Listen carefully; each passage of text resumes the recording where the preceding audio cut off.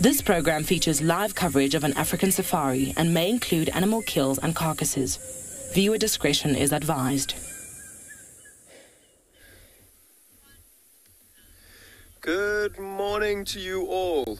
To anybody wherever you are in the world, a very warm welcome from sunny South Africa here at andBeyond Ngala. What we have here is a beautifully big elephant, and I mean, for such a big animal, he seems to have hidden himself quite well behind this little bush. He seems to be feeding quite happily and comfortably, just going along his business. He's got an incredibly beautiful pair of tusks. They're quite large as well. I'm just hoping he kind of pulls himself out and we get to have a great look at them. But a very warm welcome to your very own live safari from the African bush.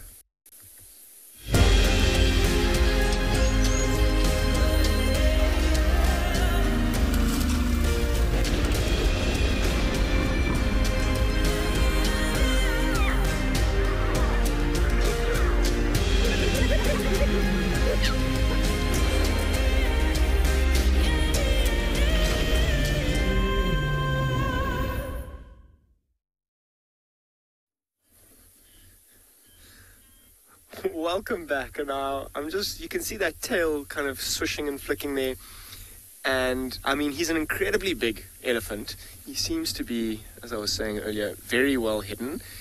He did walk through. I'd love him to kind of show us his tusks a little bit. You can just see him shaking and pushing some of those trees. It's something, so if you were just driving and weren't looking out, you'd drive right past him without ever knowing. Potentially a 5-ton animal just standing on our right-hand side feeding, quite close, probably about 30 meters away or so. But good morning, everybody. I'm Daniel Fisher, and on camera this morning we've got Odie. And plans for this morning, I'm kind of heading into the east. I mean, the river will be crossable this morning, so I'm going to head out into the eastern part of the reserve looking for lions, hopefully the Birmingham Pride or even the Birmingham Breakaway Pride. But a great way to start this morning with this lovely big elephant bull. And he initially started, as lots of the elephants are doing at the moment, underneath the marula tree. It looked like there was still a few marulas on that one in particular.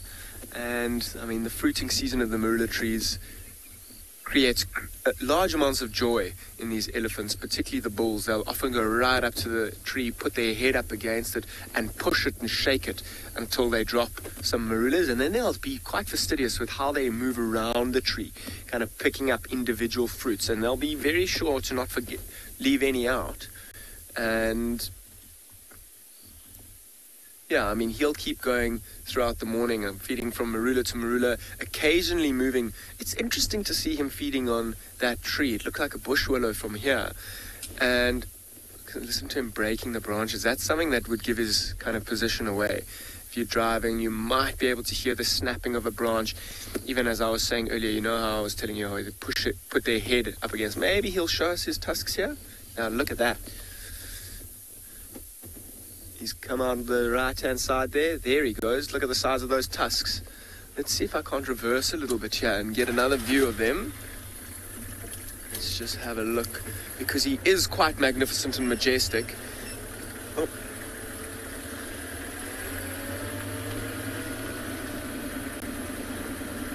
He stopped to go to the bathroom as well. That gives us a good chance to get ahead of him.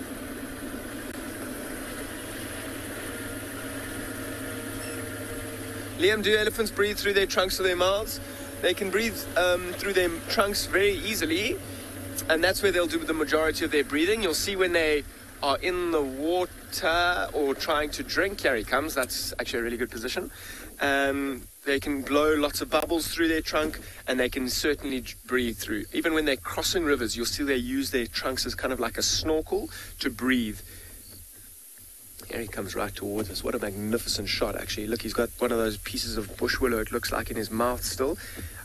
I'm sure he's feeding on the bark.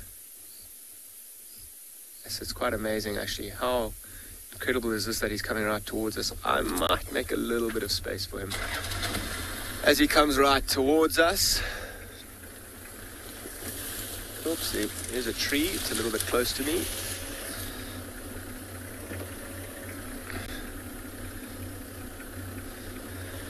He is the boss here. He is much bigger than I am and much stronger than I am, and I'm not going to... He even might be in must, in fact. And in that case, I'm going to be extra cautious about the space that I give him, and it's more about respect towards this animal. I don't want to put any unnecessary pressure and stresses on him. You see how he's kind of walking as well. I'm trying to see if he is in must. It does look like between his back legs that penile sheath is dripping. Let's see if Odie... I can't smell him. You often smell them quite strongly when they are in must like that. But that kind of behavior, you see him flopping his trunk over his tusks. He is a big bull, swaying from side to side. That kind of behavior is a good suggestion to him being in must. And I didn't see when he was initially feeding in the trees. Is he in must? He might be coming just in and out of must. Maybe he was just urinating there for a little bit, but it's interesting to see if he is or isn't in must. I'll get back to you on that. But in the meantime, while I try and reposition and have another look, I'm going to send you to a place where you're going to see what the weather's doing like at all our live locations this morning.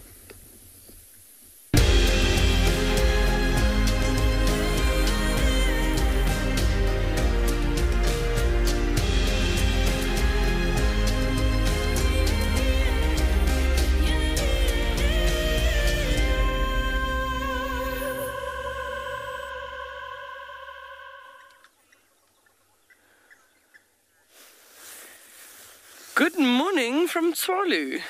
This is our regular dam at Tswalu with our Egyptian geese.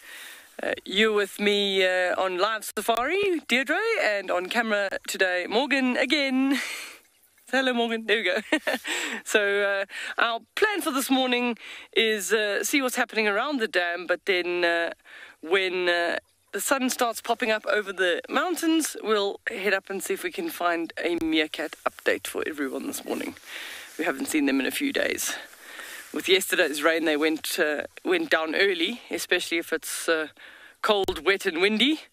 Then they head to bed quite early, so we'll see who pops out this morning. We'll probably follow up on the Makalas. Just a really nice little Egyptian goose family. They've done quite well there. She's got 8 goslings. And already to get them to that size, she's done quite well. I think that there's water bodies all over the place, so there's not too much competition for spots at the moment. But there you can see much bigger already. That'll probably be more than a month or more in age. So they'll be looking for any sort of aquatic, either insects, snails, vegetation. And yesterday we were talking about a bird that spends a lot of its time grooming, and Egyptian geese are one of those. They'll spend over 20% of their day grooming their feathers, and funnily enough, probably 15% or more in territorial behavior, so just making sure that every other Egyptian goose knows that they're the owners of the dam. So they would be chicks that would be precocial.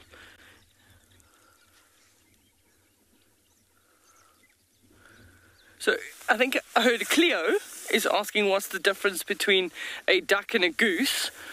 It generally tends to be believed to be about size, so a goose being bigger than a duck, and a goose tends to sort of honk and hiss more, and a duck quacks, as strange as that sounds. But it is more about the size.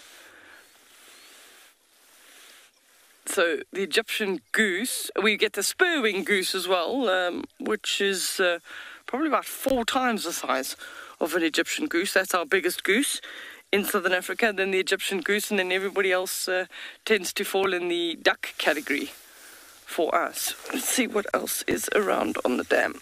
I'm just going to scan around while Morgan shows you. So I was talking about the chicks being precocial, and precocial means that they're pretty much independent, finding food from the word go.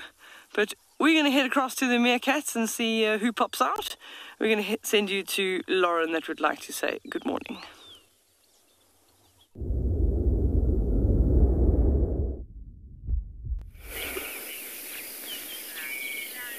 Good morning, everyone, and welcome to Djuma Private Game Reserve. It's a glorious morning. Why? Well, we've came across this magnificent bull, and as Davi's about to show you, there is promise of blue sky. Lots of promise, and it's warm, so I am happy. My name is Lauren, and I do have Davi on camera. We've just stopped on quarantine. We've came across this gorgeous bull who's very relaxed. He looks very dark, actually, and what that means is that he's obviously been near water. I think he's had a little splash or a little bath at some point. So we have lots of plans for today. We can't travel too far, but I'm going to do my very best to visit the hyenas and to also possibly scratch around for the nkuhumas, as there's rumours that they may have crossed into Djuma. I have not seen the nkuhumas in a very, very long time.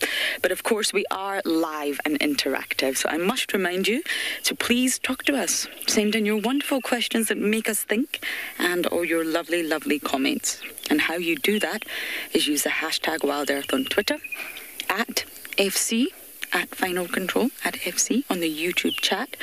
Or if you're under 18, please do talk to us. Your questions are often the best, and you send them in via email. And that email address is kidssquestions@wildearth.tv. There's another option for you all. You can actually register on the WildEarth website. You just head over to the live safari page and submit your questions there. Lots and lots of options for you, and of course we're coming to you live from many different locations. Steve will be on Damcam today, and we also have Deirdre in Tswalu, Mike in Pridelands, and Dan at Ngala. So hopefully we do get to keep up with the nkuhumas, and hopefully our masts will be getting fixed soon, which means we can traverse a lot further. So it's just a good day all round, shall we say. Look at this bull, could not be more relaxed. I don't see any other elephants on quarantine. It's just a lone bull. Some of our bulls we recognize out here, because just like leopards, just like lions, as they get older, their ears start to tear, and that gives them key identifiable features. The ears are paper thin, after all.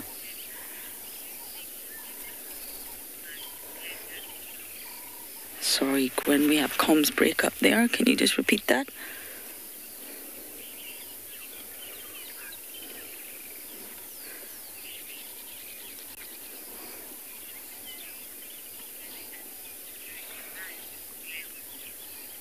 Glenn, you're asking, did he sleep? Most likely, yes. They don't sleep in long bouts like we do, where we put our head in the pillow and wake up 8 hours later, if it's been a good night, of course. But absolutely will have rested. Elephants can snooze standing up. As they get older, you tend to find that they won't lie down as much. And it's probably because it's very difficult to get back up again. You find the youngsters, even the teenagers, lying down quite a lot. But it's not so common to see the very, very old cows and bulls lying down on their side. But Jessie absolutely will have snoozed. And they can sleep standing up. So you can probably just rest against a tree and have a little nap. It's very ideal. Okay, so we're going to quickly check the hyena den. It's a little bit late, so I'm not sure if it'll be active, but we may as well check. And for now, we're going to send you across to Mike to say good morning.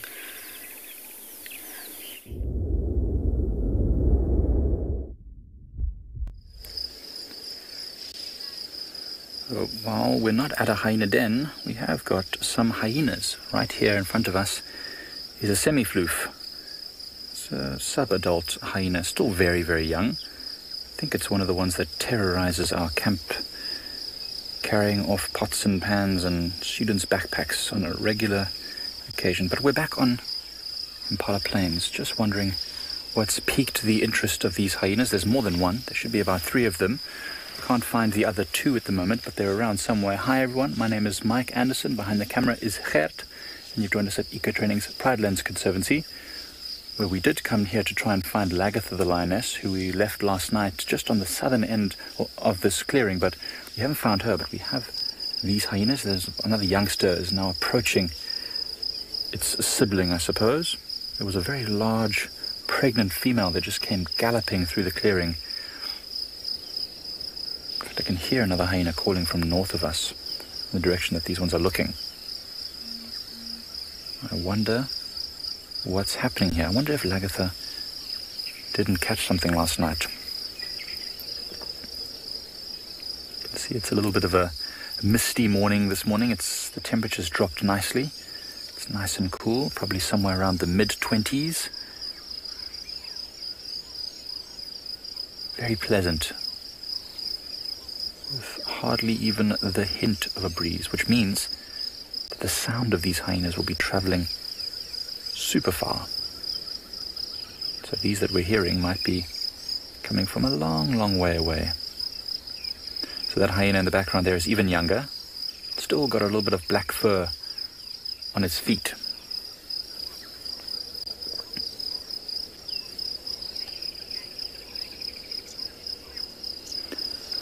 Fiona, we have seen 3 different hyena dens being used, and although they were active when we saw them, those are all from one clan of hyenas. So Pridelands basically is dominated by one single large clan of hyenas, very powerful clan, with at least 13 adults, 12 to 13, at least 13 individuals, including youngsters, at one den at one time.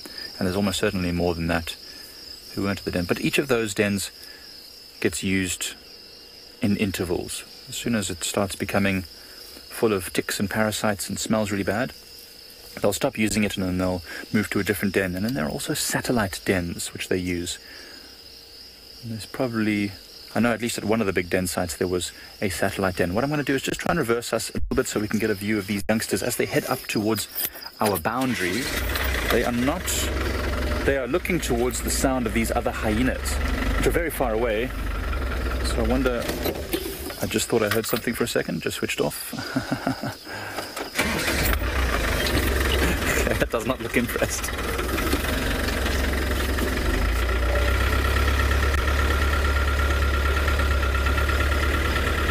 Alrighty.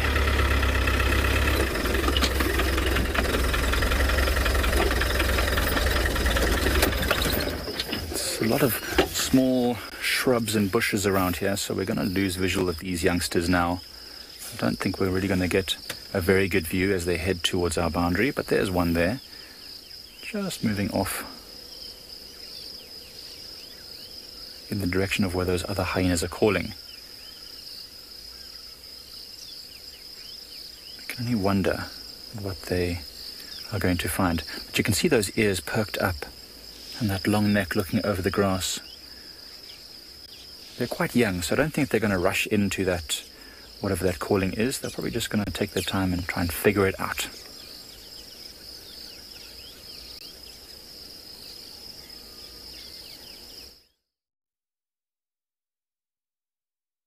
Imagine having your own secluded African bush home where you and your friends can enjoy the ultimate safari experience. If you sign up to be a WildEarth explorer, this could become a reality. Tumbeta House is located in the heart of Djuma Private Game Reserve, the home of WildEarth. You could win a chance to stay at this intimate wilderness retreat, offering you the rare and highly sought-after privilege of your own home in the bush. The prize includes 3 nights for 6 people and includes daily game drives, a chance to see the WildEarth camp, and have dinner with one of our guides. Sign up to be a WildEarth explorer before the end of February 2021 and you could be heading to Djuma, the place that we call home. Available dates are limited, so terms and conditions apply. So in 1998, we had this idea to go and put a live web camera on a waterhole somewhere in the Sabi sands next to the Kruger National Park. And I approached just about every single landowner and everybody thought I was completely crazy until I met Yuri and Pippa Moorman.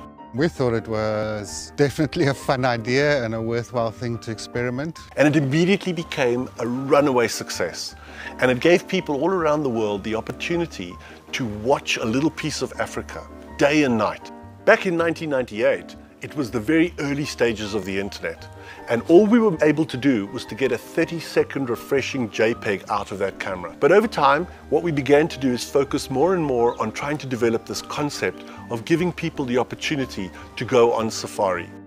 Even though we live just 500 meters up this hill, we still put the camera on to see what's happening. Absolutely, we watch it ourselves. Hi, my name is Tristan and I am a guide here at Djuma Private Game Reserve for WildEarth. We love connecting you to the African bush, and we always look forward to all of your questions. If you want to ask a question on WildEarth, you'll need to register on the website. Once registered, go to our live safari page and submit a question below the live feed. Catch up with me on WildEarth.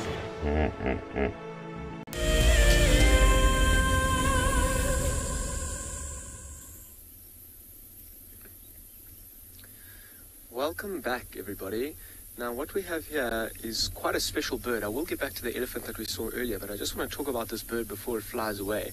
It's an incredibly shy and secretive bird, in fact, and being at the top of this tree is not where it really feels comfortable. It might even actually be waiting for us to move. This is what we call a dwarf bittern. And as I was saying, super shy, super secretive, so I don't even want to move anywhere for now, or else I'm sure it's going to fly away. I wanted to try and turn around as well. It's got this amazing streaking on the front. You can even see underneath its throat there are a few streaks there, and it's got this beautiful kind of navy, dark blue color on the back.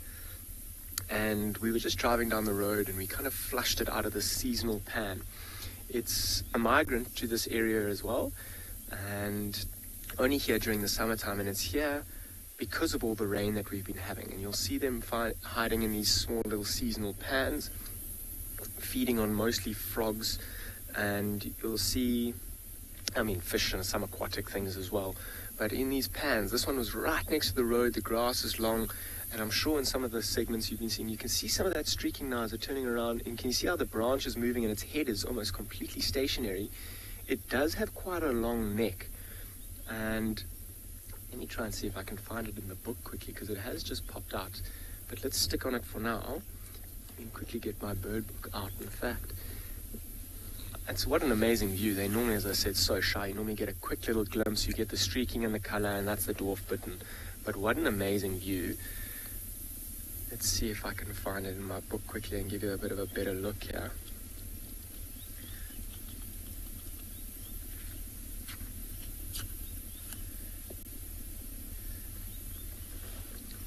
Giving itself a little scratch. Oh, look at that neck. Maybe I should try and move forward. So I do have the page in my book open, and if it does fly away, let's move back to that. Let's see if I can't get a look at the front of this bird, because it is... You happy there, Oates? Let's try this.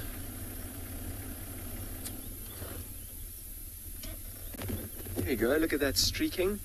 Dark eye, quite a big eye as well, and a big bill.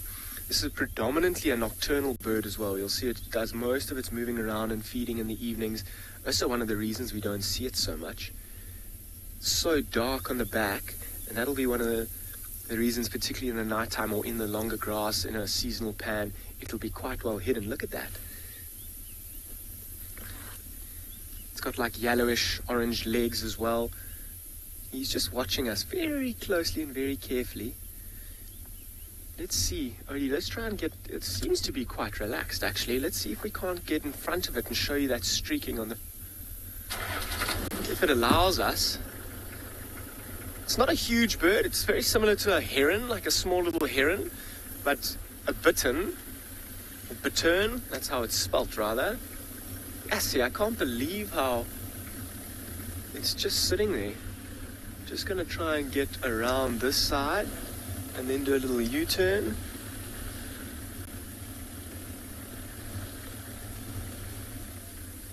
Dalcian, this is a new bird, and I'm not surprised. This is quite a special bird. Not many people see it too often. And as I said, normally you get a very quick glimpse, and if you don't know what you're kind of talking about, you won't be able to idea it because they are so quick. So look at that streaking all the way down its chest. Long bill. They'll use that to kind of fish for frogs and small little fish, almost stabbing at them. And you'll see it can extend its neck quite high. It's got a really long neck. Jeez, it's one of the better views I think I've ever had of one of these dwarf bitterns, and so strange to see it right at the top of the tree. As I said, you normally see it kind of wading around in the long grass, and because of how secretive and shy they are, they'll try and hide from absolutely anything and everything. I wonder if this little pan, the pan that it flew out of, was right in the road. I'm sure it's just waiting to go back there. And if it was in the pan, I'm sure we wouldn't be able to see it at all, in fact. It's a beautiful bird, though. I think I'm not even going to show you it in the book because we've got such a good view here.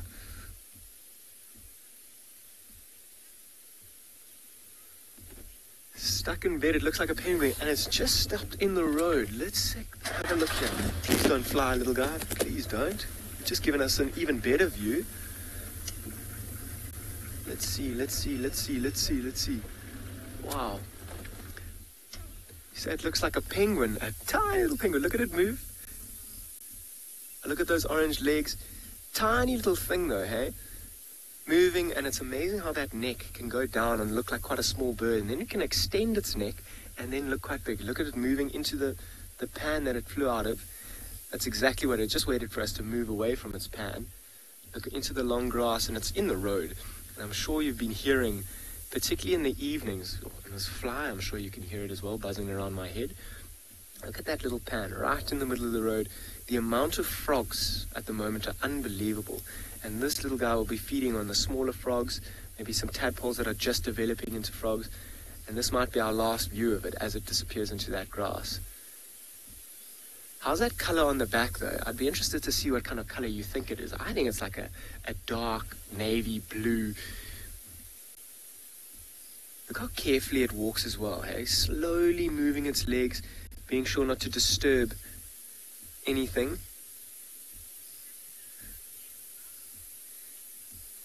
Edward, you get bitterns in Canada as well. So you'll get bitterns all over the world, in fact. In South Africa, the ones that come through, we get a Eurasian bittern, which will come from Europe as well. Then the dwarf bittern, which this one is, and a little bittern.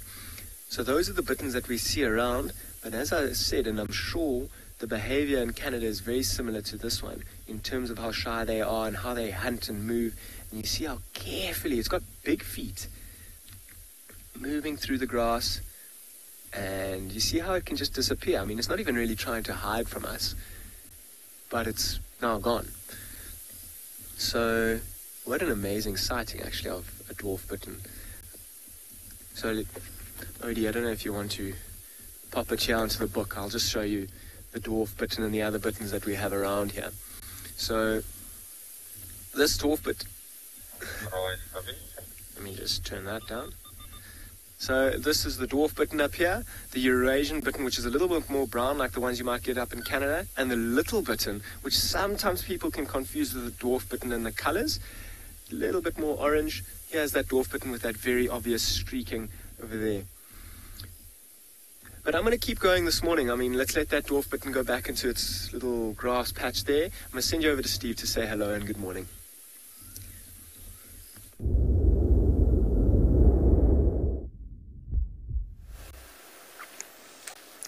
Good morning, and welcome to Final Control Dam Cam update. And it is a beautiful morning, and my name is Steve Falconbridge in the driver's seat.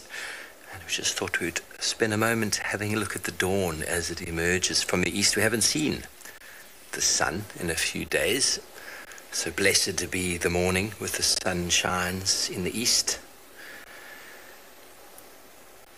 We've had lots and lots of rain. Rain is necessary, everybody. But as we know, we've had a very wet year, so a few days of sunshine will be most welcome. We expected this second front of rain after the cyclone, and hopefully hopefully that's it for now. I'm supposed to be canoeing the Orange River in April, and the images of the Ograbis Falls in the Northern Cape into Namibia are next level insane. So I think it's going to be pretty wild by the time April comes, but a few of my friends are feeling a little bit worried. Pikamam, it is a very beautiful scenery, isn't it? Allow you just a moment there with the dawn. It is going to be a beautiful day. It's going to be rather warm, and I have no doubt incredibly humid.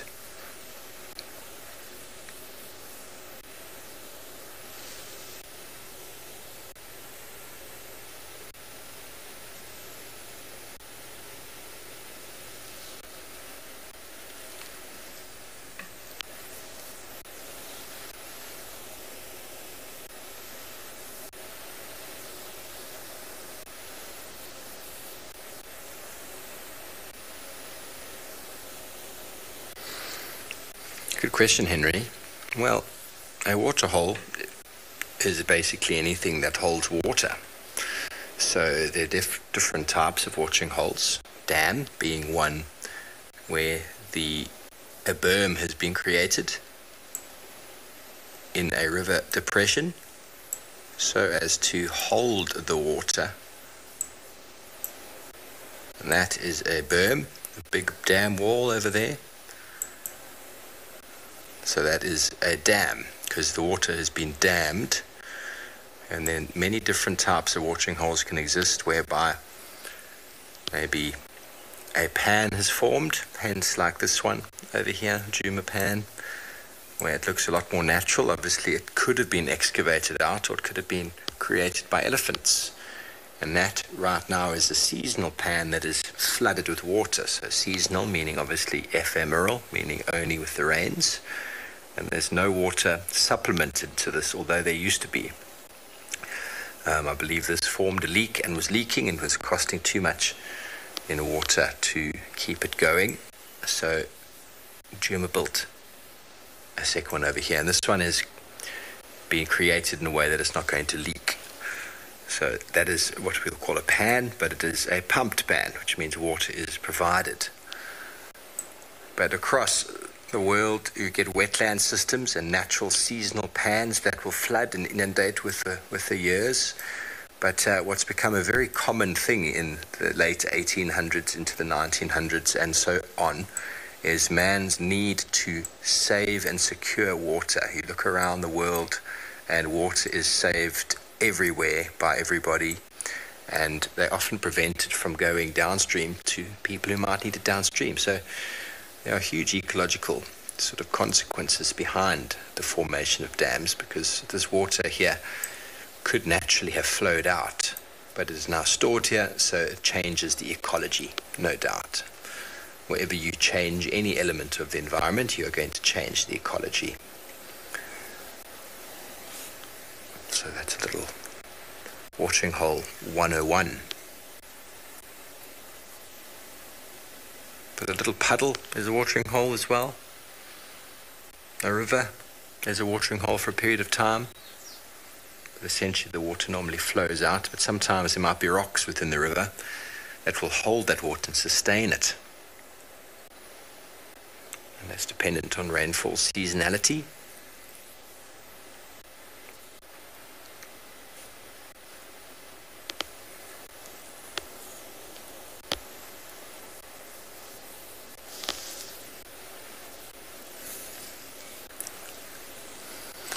LJ, most people in the world drink from dams, to be honest. Most of the water you'll get in any city, cities can't sustain themselves without dam. So that water has to be filtered from. Generally is filtered due to the fact that there's so many environmental conditions taking place. I mean, we could drink from this right here. My tummy is pretty strong when it comes to water. As this starts to deteriorate, to get less and less and less, I'd probably avoid drinking it. But that is drinkable, and all the water in the world is secured from dams, believe it or not. There are enormous dams in the world. Many of the cities around the world are powered by hydroelectric power plants, which is basically water falling from dam walls to the bottom, which creates enormous amounts of turbulence or turbine pressure, creates electricity. So to be able to support people and the livelihoods that people have these days, most people drink water from borehole or dam, but it needs to be filtered. And boreholes are generally quite good because they've come through the sand. They've been filtered through the sand, so they take out a lot of the organic pollutants with regards to animal dung and all those sort of pathogens that might be sort of waterborne and go through the sediment. But most of the water around the world is provided to cities via sort of massive catchment dam areas. So, but after the rainy season, much of the water around here is drinkable. But something that you'll notice is when you spend your life in a city where water is managed for you, you actually lose the ability to drink real water. Well, talking about that, my brother who lives at Edinburgh, he came to South Africa. He got quite sick just drinking the normal water I was drinking in the Kruger. He just wasn't able to stomach it because his water's been filtered to the point where he just hasn't been able to deal with what natural water is. I know that sounds quite crazy, but the natural biomes in one's stomach are not designed to be drinking chlorinated, because essentially water that's treated is filled with fluoride and chlorine, and that kills all of the living component. And water is a living entity, everybody. Although water itself is not living, it carries an enormous amount of living material and minerals, and if we filter it out to the point where there's no minerals left and all the biological community is gone, we're essentially just inhaling a liquid which lacks all of the other beneficial energy supplements and living components that the animals sustain themselves off of, and we should as well. So I quite happily drink from these watering holes. I'd probably choose this one in front over the big one at the back because there's less hippo activity. But in saying that as well, my stomach constitution is quite strong. I've been living off of borehole water for a long time, and so my tummy is quite well adapted to it. Okay, well, we're going to sit here and we're going to drink coffee while we man the dam cam, and we're going to send you over to Lauren.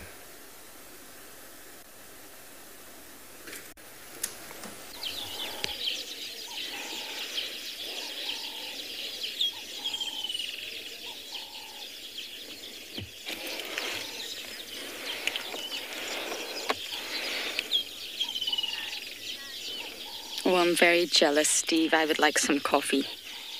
Send us some, please. Now, I had this the other day, but unfortunately, we had humongous tech problems. We have an exoskeleton, and it appears, I think, to be an exoskeleton of a praying mantis.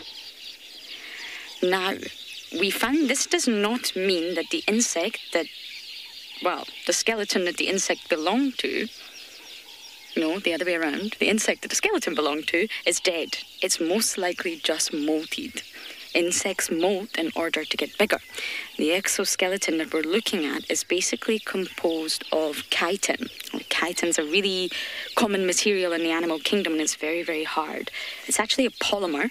It's a polymer of acetyl glucosamine, just in case you were interested, and it's very, very resistant to chemicals. It's very resistant to dehydration.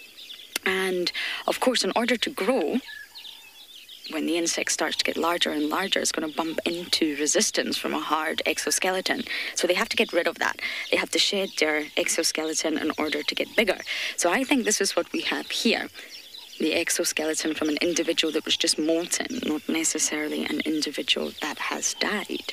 Isn't it fascinating? You can see all the remarkable details. And when an insect molts, it's quite a process.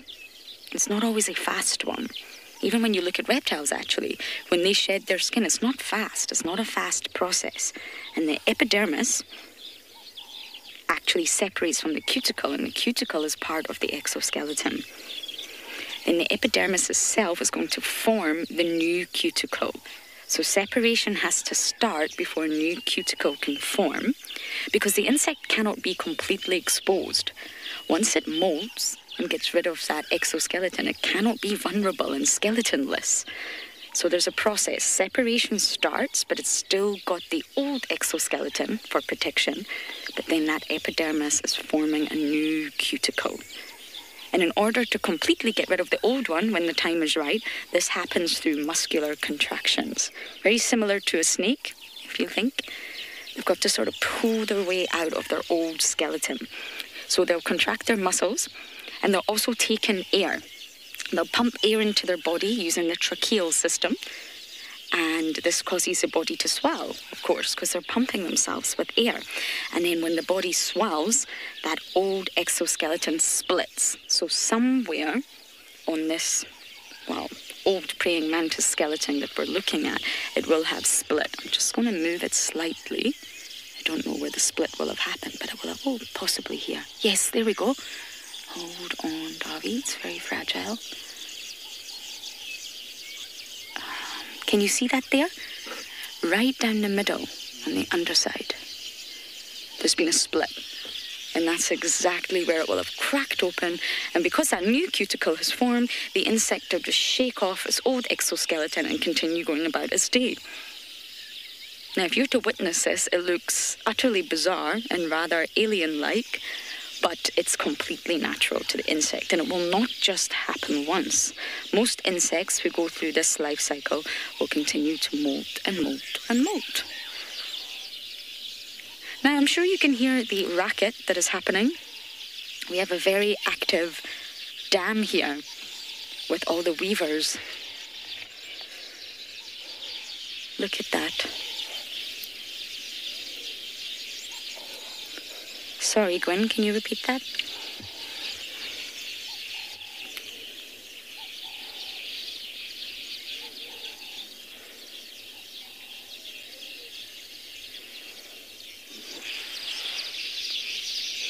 Sorry, Gwen, Davi and I are not quite catching what you're saying.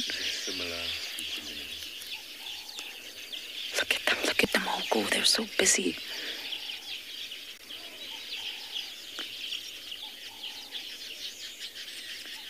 Such an incredible sound. It's very, very loud, and I'm sure you can all hear it through my microphone. But even when you're not listening through a microphone, it's very loud.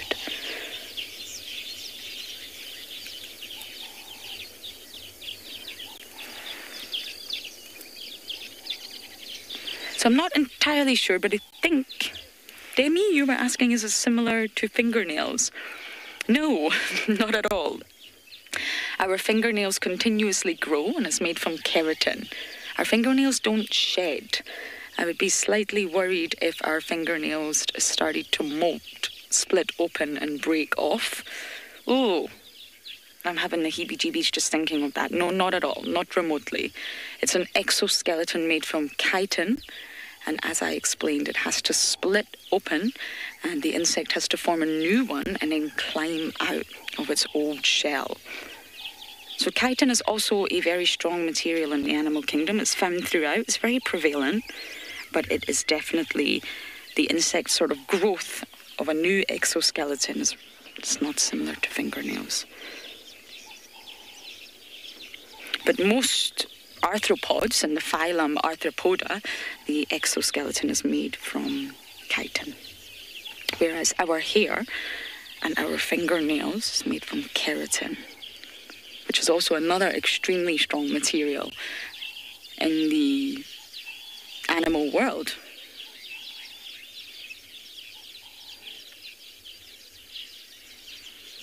Now, just a quick update, the Incohomas are not on Djuma, they're on Simbambili, so that information was in fact not correct, I'm afraid.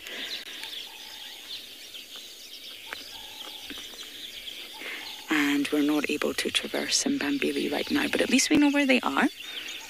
Mary, you love listening to these birds, I know. Me too. Something very, very special about weavers. They create magic all in a day's work. And they're very petite, small little birds. They're not large. Look what we have over here, Davy. We have a woodlands kingfisher. Do you see that?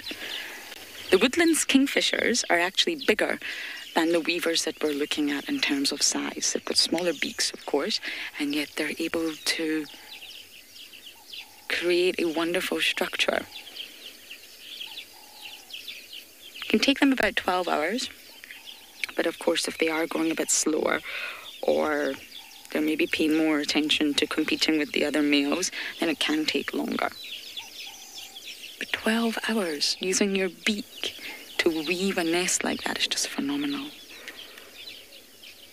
Hello, Mr. or Mrs. Woodlands. Now, we spoke about Tyndall's scattering yesterday when we were on the dam cam, talking about the monkeys with regards to the skin. It's exactly how we're getting this blue colour on the woodlands kingfisher, that bright turquoise. The feathers are actually not that colour. It's all due to a unique phenomena, called Tyndall scattering. The way that the feathers are arranged. And the keratin, going back to the keratin, reflects the light, creates that bright turquoise appearance, which is just beautiful.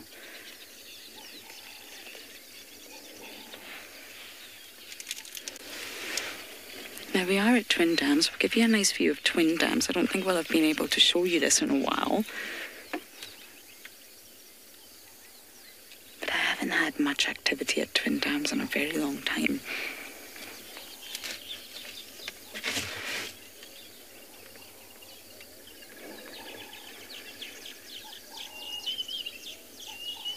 Good morning.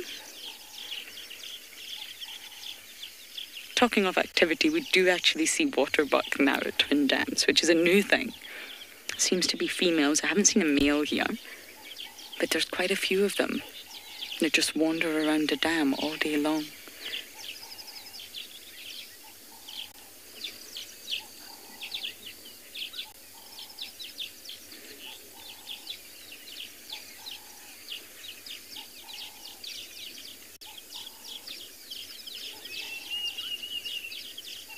The Trix cuckoo is here somewhere. I'm actually going to try and see if we can locate that bird for you.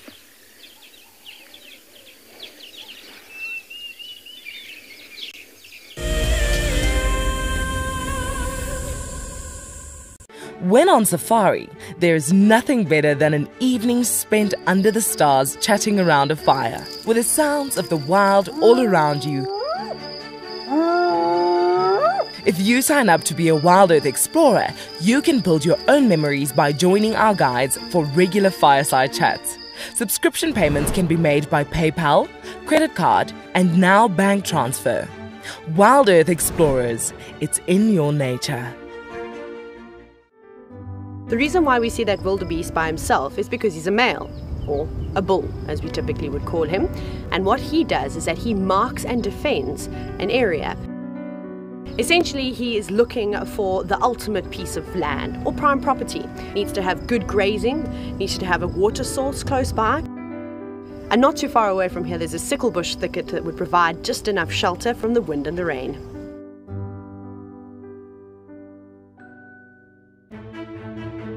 I'm Nikki here at andBeyond in Ngala in South Africa. I love getting questions from viewers about all the small things within the environment and how it all is integrated with one another. If you want to ask me any questions, please simply register with the WildEarth website, head across to the Live Safari page, and then post your questions there. I'm looking forward to chatting to you on my next WildEarth drive. Look at this, the little one is up and about.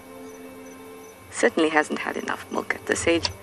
No amount of milk is enough. Oh, Corky.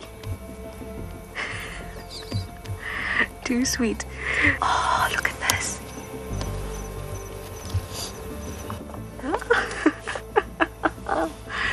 That is stunning. Tune into WildEarth every single day. It's in your nature. There's a grounding earthiness to this place that we feel in our ancestors. It's a place where believe it or not, we evolved as a human species, and anyone who's come to Africa will understand that. The connectivity that the continent has to the person and to people's souls is next level. I'm thoroughly looking forward to taking you on your next adventure when we explore all the small and big things. Catch up with the guides daily here on WildEarth.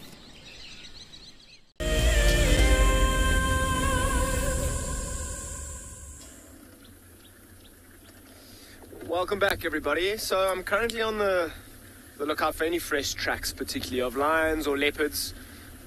We're very shortly going to be crossing, we're about to cross this drainage line that's currently still flowing, which is amazing to see. And this is a really good place.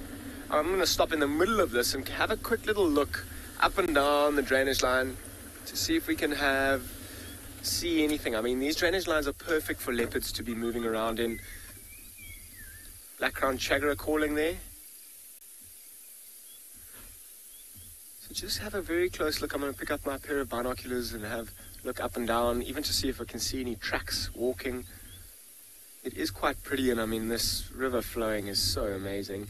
And this river will be flowing straight into the Timbavati, which isn't far away from us, and keeping it filled. So not too much happening on that left-hand side. With this water flowing like this, the bird life is quite amazing as well. Doesn't seem to be any obvious ones hanging around at the moment. On the right-hand side, let's see what's that. That's that little bird there. There's a few little francolins that were walking around in the riverbed there. Looks like there might be a redback shrike hanging. Let's see if we can see it. Anything up in the top there? I don't see anything. But really pretty and definitely worth a look in this drainage line. I don't see any fresh tracks, unfortunately. I'm actually going to stick on a road that drives parallel to this drainage line and parallel to the riverbed as well, the big riverbed. And as we were saying earlier, or yesterday in fact, that these areas are really good for leopards. The trees, the size of them, the game density as well is generally highest around the riverbed. And for that reason, the leopards also hang around there. Oopsie, and that's a big hole. That hole got me yesterday as well. Don't seem to learn my lesson. And with the game density being the highest around the riverbed and having the larger trees, it's definitely perfect. It's perfect for leopard searches. So on this little search, I'll be sure to keep you updated. But for the meantime, I'm going to send you to Lauren with some birds.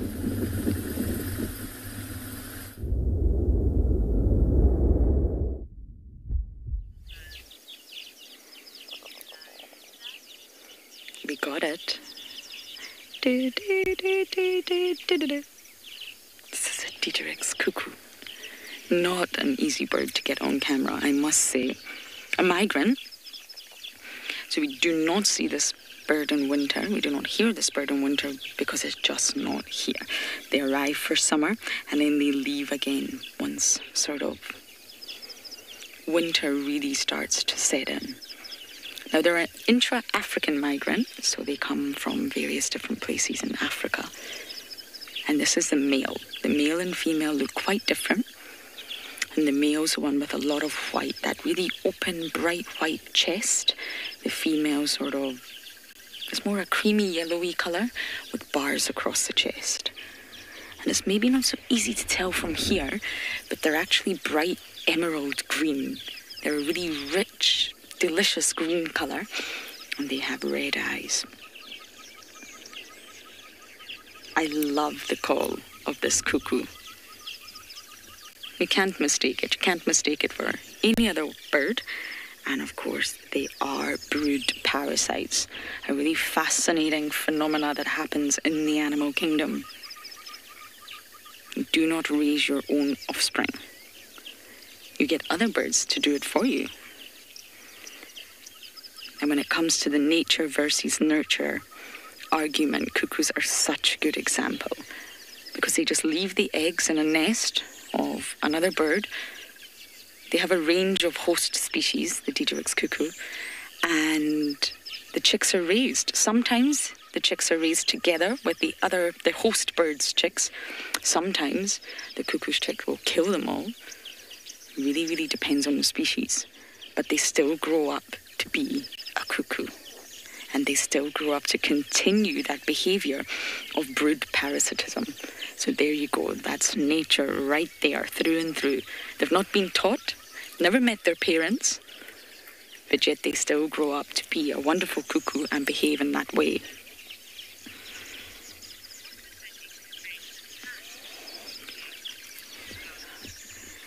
Donna, you want to know the incubation time?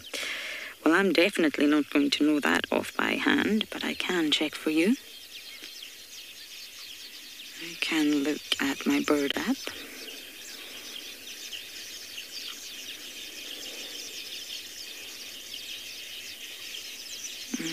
Incubation period, 10 days, give or take. On average, 10 days. There you go. And I'm trying to see all the species that are actually listed. Oh my goodness, there's many of them. They have a real... Listen. Can you hear that?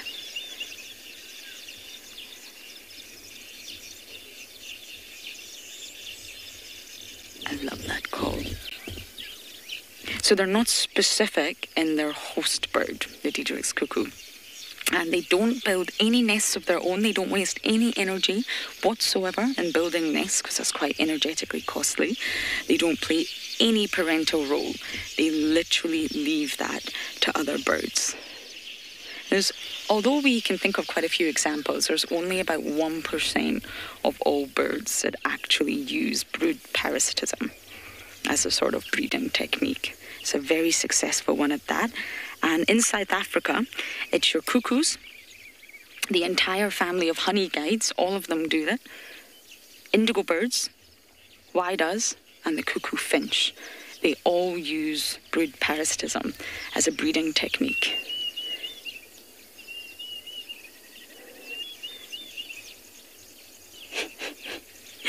And if you think about it, in the natural world, there's absolutely nothing more important than passing on your own genetic material. That's the most important thing.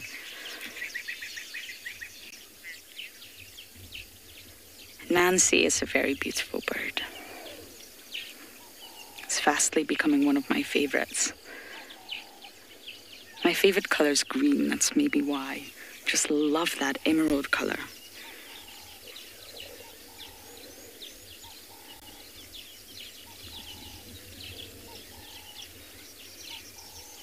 So most host species that have received these eggs, they're not actually aware of it.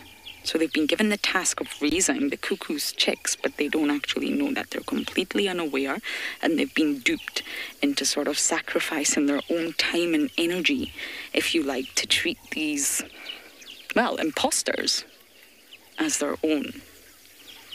And that's why we use the word parasitism. It's such a fantastically intelligent technique, and it's extremely successful.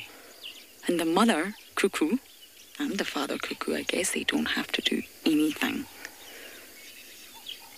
Nothing whatsoever. You've just got to make sure that you successfully get your eggs in that nest of the host species.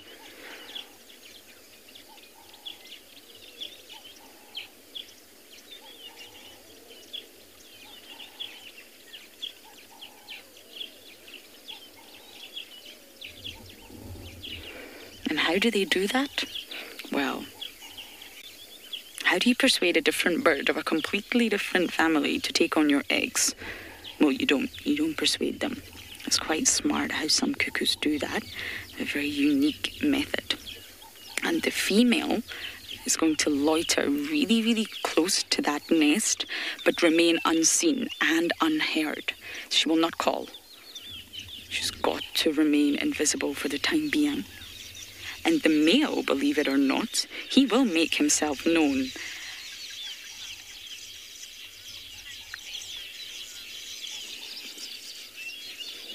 I will continue that in just a moment, but for now, we're going to send you guys to DEIRDRE.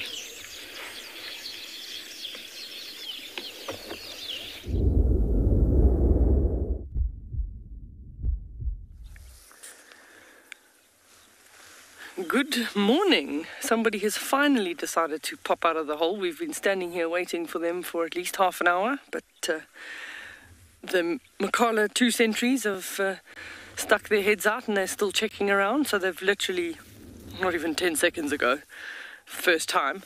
So as the sun came up, the cloud bank came in, and then there was no sun, so there was no meerkats, and now finally the sun is just coming above the clouds, so they've decided that now is the time to come out and check around. It's so good to see them after you have heavy rains the night before. It's just nice to know that they all made it through the night.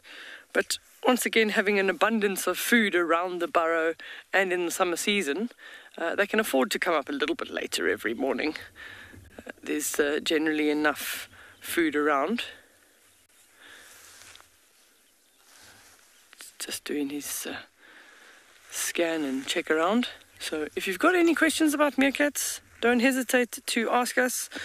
Hashtag WildEarth and put @FC in front of the question if you'd like to know anything about meerkats. That definitely doesn't help live TV when he decides to disappear like that. So as the sun goes up,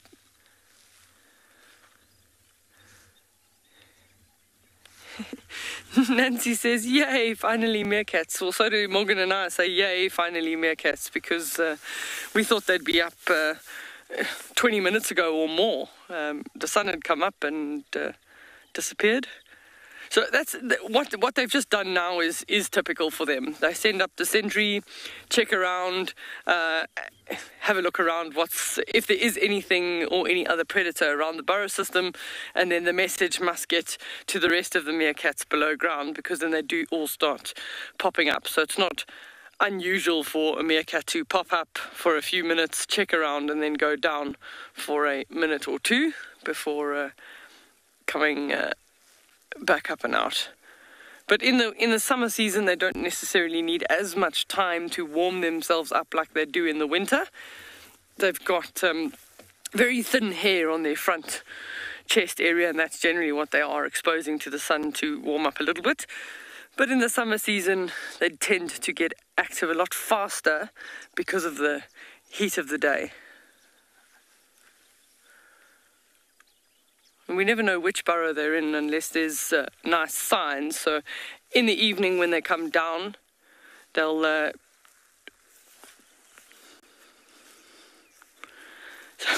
Stuck in Beds just asked the question, how tall is a meerkat? Probably about 25 centimeters if they're standing on their back legs, I would say. Yeah, about that height. So they're not weighing very much, no more than a kilo. They're not very heavy animals. They're quite slight in nature.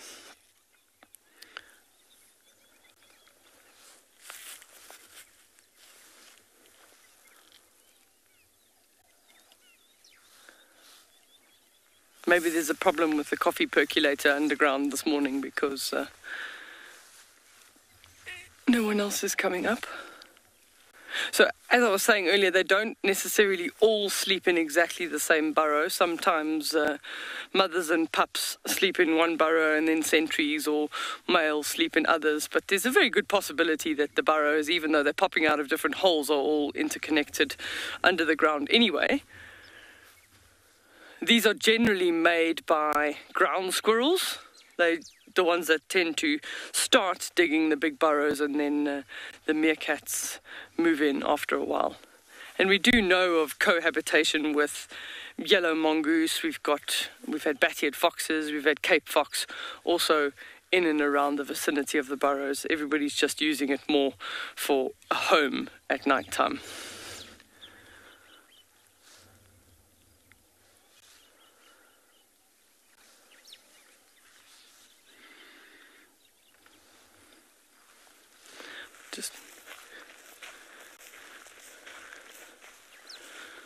Lisa is asking what is their closest relative. So the meerkats and the mongooses are pretty much in the same group. So meerkats just have a different name, but they're with the mongooses. Just trying to see if, have a look down that little hole, see if there's anybody else coming up there. No. You almost want a little bell that you can ring, that they know they must come up. I've got a little, there's a creature here which I'd like to show you. I don't know if I can come, I'll come in front there for Morgan. I've just picked him up and put him on my finger. Tell me if I'm too close. So this is known as a tuk-tuki. Have you got him there? So either a tuk-tuki or a darkling beetle. He's living a very dangerous life living this close to the meerkat burrow because he would be one of their potential food sources. But an interesting thing with the tuk-tukis is in the arid environments, they actually gain their moisture by going up onto the dunes and letting fog develop on the top, so they stick their backside in the air, and you can actually see all these tiny little dots and ridges that breaks up the fog, and then it makes it water and it runs down into their mouth, and that's actually how they manage to get their moisture. But also over time, they lost the ability to fly, so instead of having, I'm going to just tip him a little bit, and there's a line straight down the center of the back, and that's the wing covers that have actually landed up fusing over time. And between the body and that cover, there's actually a cavity that, when it breathes, that goes into that cavity and actually keeps it nice and humid and allows him a lot better moisture availability. So also being darker in color, you'd think in a desert environment that would be, you'd get quite hot, but they're also able to burrow underneath the sand if they get a little bit too hot. Oh, the sun's back on the burrow, so maybe the meerkat will come out. But whoops, I'm going to put him back down on the ground. He better run for cover. So the tuk-tuki, it's sort of an Afrikaans name, and that would be a translation, would be a knock-knocky, named after apparently a children's game where they used to run and knock on a front door and then run away. But the tuk-tukis actually use their abdomen on the ground. The male will knock up and down with his abdomen on the ground, making a certain signal to try and attract a female.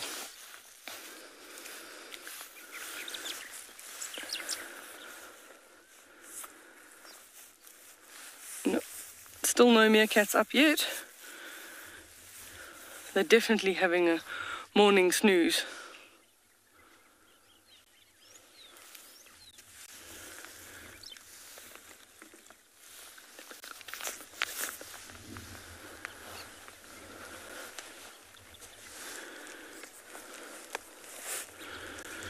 So we're going to stand by for the meerkats. They will come out eventually. We're going to send you across to Steve, who's found something nice on the dam cam.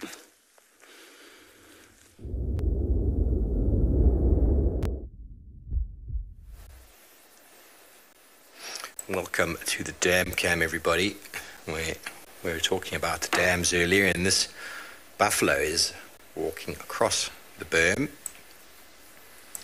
And he is old, he's on his own, he's got a very impressive set of horns. And you see how cautious he is. These guys are always under pressure from lion. Don't go down there, walk across, keep walking across, keep walking across. Now, these are the potentially dangerous fellows that you encounter while on bushwalk, while out and about. And they're not as vigilant as the herd, and they can be rather temperamental. So if you ask any trails guide, he'll tell you that lone buffalo bulls on foot are probably the most tricky, because he allows you to get much closer than a herd would. Not that he allows you to, it's just his vigilance is not really there. And when he does stand up, oh, he's going to go down. When he does stand up and you happen to be very close to him, his fight or flight response might be triggered. So you see how he walks around. He knows that he's on his own, so he's got to be vigilant. But these are the individuals that lions will predate on. They're much easier to hunt than a herd, because this buffalo obviously is not easy to hunt, but easier than a herd because he's on his own. Tony, I've seen videos of it. I've never seen a buffalo smash a lion live, but I've seen many lions run away from buffalo. They are very nimble lions when they turn and run. They're very nimble and they're very able to get away, but these fellows are very, very strong and very powerful. If they do catch a lion, it could be very, very quickly the opposite of predation. Huge competition. Animals like buffalo are the reason lions have formed prides, everybody. It's not common to see a lion able to take on a fully grown buffalo on their own. In the drought, I believe there was quite a bit of that taking place. Lions were killing buffalo because the buffalo were very low in condition. But at this time of year, seasonality, with all this green vegetation, buffalo are in very, very good condition. And that's why we see the shift in predation from large buffalo to that of wildebeest and zebra. Obviously, impala always feature on the menu, but buffalo herds are very strong and fit at the moment. He's still kind of going through the bushes there, and they like to hang out in thickets in and around watering holes, never too far away from water. So the problem is you stumble upon them and there's nowhere to go. Okay, so if Lauren's interested in following up on this buffalo, he's going to be walking down Twin Dams Road in a moment if he comes out of this thicket. This is Twin Dams Road here. Dense, dense vegetation. Now, we've been seeing tracks of a lone bull around for some time. We had him the other day, and he's a very grumpy. And there's leopards around. We haven't been able to go to Chitwa because the lightning the other day has done lots of damage, so we're expecting all sorts of parts to be arriving today. I had tracks of Sabi and her 2 cubs. It seems like they rejoined yesterday, going on to Little Gowrie from Djuma. There's been a male leopard in sort of western parts of Buffelshoek that they've been trying to track down yesterday and this morning. But the tracks are very difficult to follow. And the Unkohumas sounded like they were going to come on to Djuma this morning from the south. And I haven't heard any further updates in that regard. So the leopards are around, everybody, but look how we've lost that buffalo in the thickets there. The vegetation is at its peak right now, and herds of buffalo and herds of elephant are obscured from view. So the same goes for our cats. And because the availability of water is so abundant, it's very hard to find where they're going, because if they're not coming to the watering holes to drink, they're getting water from wherever they need to. Very hard to find them. But the tables will turn. Now that the rain has stopped, these cats will have to all move and do territorial markings. And so we should be able to pick up on some signs of them on the road. But unfortunately, while sitting here at DamCam, I am not able to do so. We might spot one on the camera this morning, who knows? You never know what might come down and drink. Oh, Lily, you want to know what water plants we have? Well, there's lots of lilies. I can't tell you the species names of these aquatic lilies here. Or should I say these, I don't even know. There's quite a few aquatic floating plants here. There's lots of sedges. All those aquatic plants over there that jacanas love to hang out on. Water lilies. I don't know the species names, but we've got them in quite a few different pans and watering holes at the moment. And there's duckweed or pondweed floating around. Sedges are very, very commonly found close to and around water. Obviously there's lots of grass around.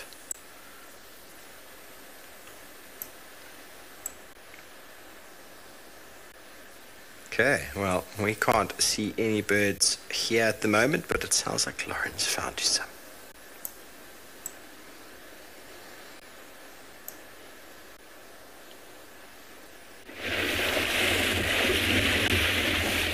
We are actually on Twin Dams Road, and I believe the buffalo may be headed this way. So we're going to try and see if we can keep up with them. We still can't off-road yet, believe it or not. We still keep receiving more and more rain, not in the sort of same volume, but you can see the roads up ahead. Everything is so water. It's amazing. It will slowly drain through the soil, but it takes time, and we haven't really had that intense, bright sunshine that we all love so much. Okay, I think we may be having a little bit of trouble with signal. So I will look for the buffalo, and we are going to send you guys to Tswalu.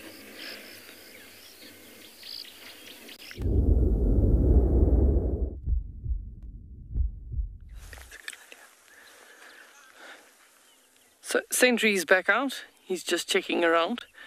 The wind has picked up a little bit more, so he is more alert because all the little plants and grasses and leaves are moving. So he's looking for predators. He's looking for African wildcats, jackals, anything that could threaten them and the members of the group.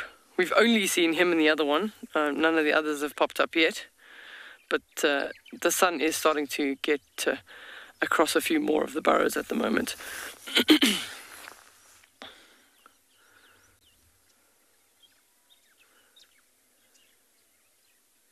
I always find it amazing that they manage on those two little legs and that little tail to prop themselves up for so long. Sometimes in the winter mornings they struggle though. As they get out of bed, they're still a little bit tired and they nod off and fall over.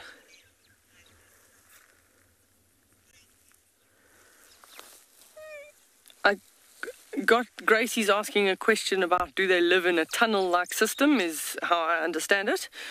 Yes, they do. This whole burrow system will be interconnected. Not necessarily every burrow to every burrow, but there'll definitely be groups or collections of these burrows that will be interconnected underneath the soil. And they're probably going down to more than 1 meter or so. That's generally where, in the heat, those temperatures are nice and constant, so it's much nicer. A lot of the animals in the Kalahari will actually burrow or live under the ground because there is it's much cooler underground. We've just got a new visitor that's come to pop in at the den, so Morgan's going to move the camera. We're going to leave the meerkat. We're going to show you what the meerkat's looking at now. Sorry, this might be this is a bit of a handheld story, but there we go. The giraffe has just arrived at the meerkat den. There's actually been a journey or a group that's been moving past, but he's the one that's come the closest to see what we are. He's just using the tree as a bit of a scratching post. And off he goes on his mission. So he was sort of one of about 7 giraffe earlier that have walked past while we've been here. So something like that doesn't bother the meerkats. They're alert, they just have a look. It's not a predator, so there's no need to stress about the presence of a giraffe or a gemsbok or any other animal around. But they will be alert for other animals' alarm calling if there was a predator. And they have very good close associations with birds as well.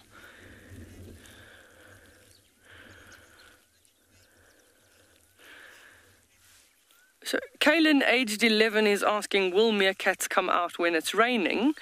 No, they don't like getting wet. If it is raining, they will find, wherever they're foraging in the area, they've got lots of different holes, which we would call bolt holes, an area that they can go in quickly if they see a predator. If it starts raining, they'll immediately make it to one of those. And sometimes we've even found that they overnight in that because the rain doesn't stop. So they choose not to be out in the rain. They also don't like conditions that are very, very windy either. They will then choose to rather go to bed early. We've been around where about 2 o'clock, 3 o'clock in the afternoon, very, very windy or cold in the winter, and they'll just go down early and sleep and then come up the next morning. They really, really are slow starters this morning. It's only just this one that's braved coming out. So you'll see he just looks around, he looks up, he looks down, he looks left, he looks right, and that's important. That's his job as a sentry, to look and then warn the others if there is anything, or tell them it's okay, they can come out.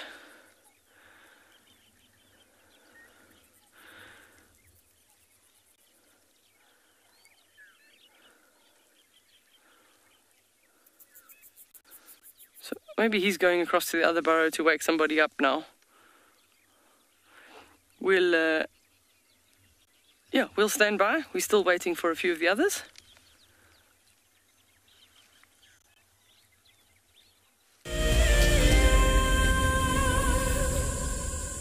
It's no secret that nature can heal. Some of our WildEarth viewers are finding solace in the outdoors close to their homes during lockdown.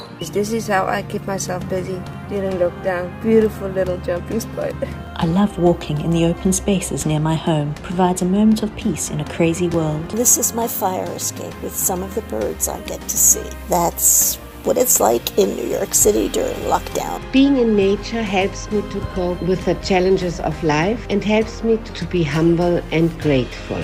It's magical watching everything turn into a winter wonderland as the snow softly falls. Been doing lots of walking, dog walking, outside at parks. This is my Ridgeback Drake. Our little slice of paradise is a provincial park called Hopewell Ross. Connecting with nature is critical to stay positive during these tough times. WildEarth encourages you all to find time to escape to nature. Oh, my dear, I do find you most attractive when you're covered in bird lice. Oh, Charles, I love it when you peck at my head and clean the bird lice off me.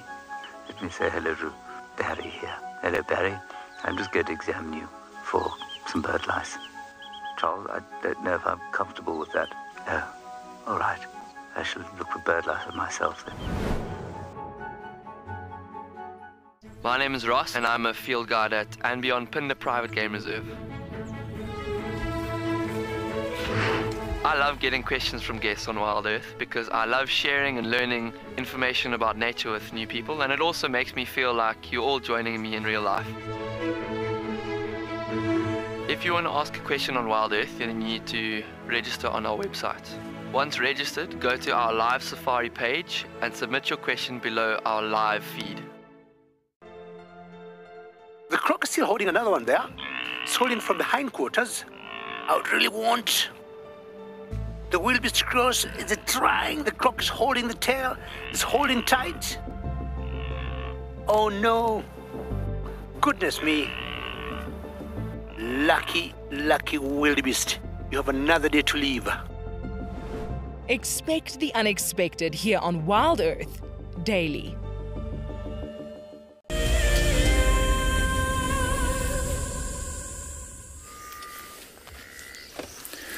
As you can see, there's a bunch of elephants just here behind us. I mean, you wouldn't know they're behind us, but they are. And they look to be coming down to the waterhole of Ndlovu Dam, which we probably should rename Ndlovu Lake, because it is absolutely monstrous at the moment. It has come up after the rains we just had, and as you can see, it's right here in front of our car. And there's a leadwood tree with some foam nest frogs in. We usually park next to that tree, and right now if we parked there, water would probably be up to our shoulders, if not higher. That's how deep this waterhole has become. It is absolutely huge. We had, as I mentioned, 30 mils of rain that fell yesterday, and all of that fell in the catchment of this dam, and as saturated as the soil is, none of it soaked into the ground. It all just flowed straight into this waterhole. Here come the elephants. They're about to pass by just over my right shoulder. Hey there, Mama. This is probably the matriarch. You can see she hasn't got milk in her mammaries. She's probably going to lead her family here to drink. Now, we were parked here. We didn't actually know they were coming until a few moments ago. I'm just going to sit still and quiet.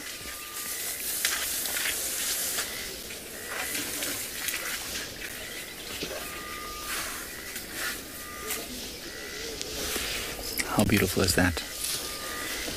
That's not really much I can do to get out of the way.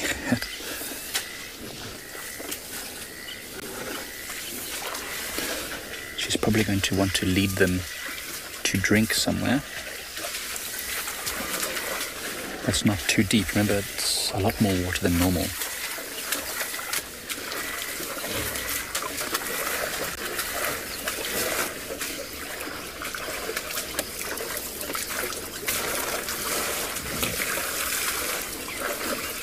I know that our vehicle's a bit close. We can't really see the bottom of them.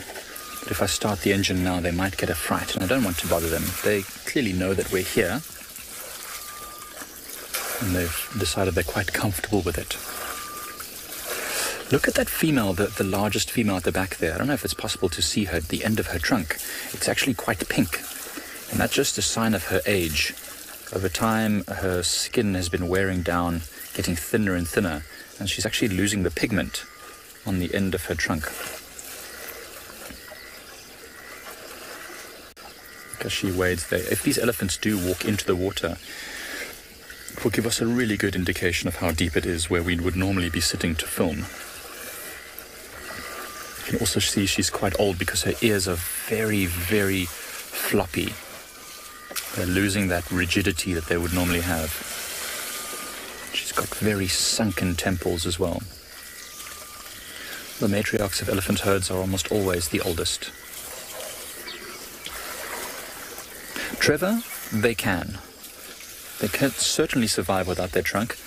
They just need to adapt to the way they feed and drink. So if it didn't have a trunk, it will have to literally put the food directly in its mouth. So it will have to find the grasses and the branches that are at mouth level. And if it wanted to drink, it would actually have to wade into a waterhole to drink.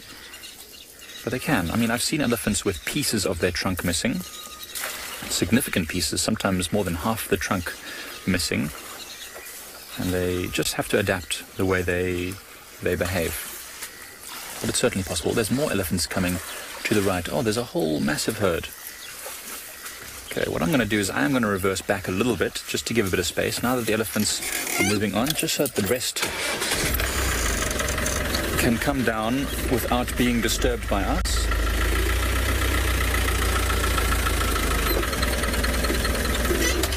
That should be a little bit better. Is that all right, Gert? Because you can see there's another elephant coming up there, and there's a whole another big group of elephants coming to the right of us. This looks like it might be... Oh, no, it's more females. I thought it might be some bulls. Those are all females. She's actually got very big tusks for a female. She's heavy with milk. She's busy lactating, which means she's got a youngster. Look at her pushing this other elephant right out the way. And look at them all coming straight down this path. This is amazing.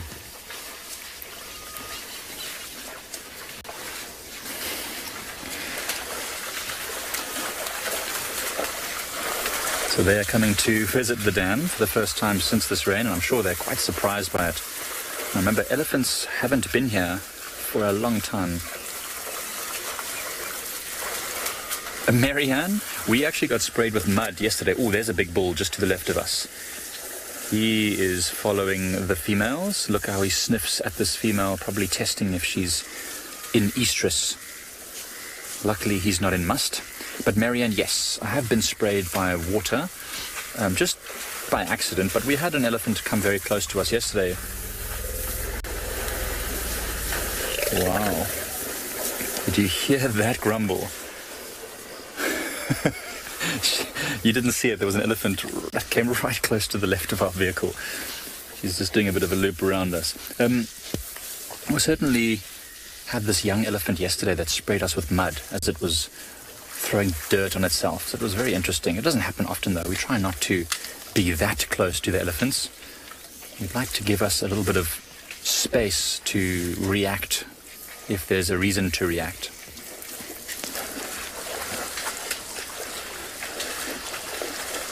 Very important. So elephants weren't allowed, or they were fenced out of Pride lands up until about 2.5 to 3 years ago.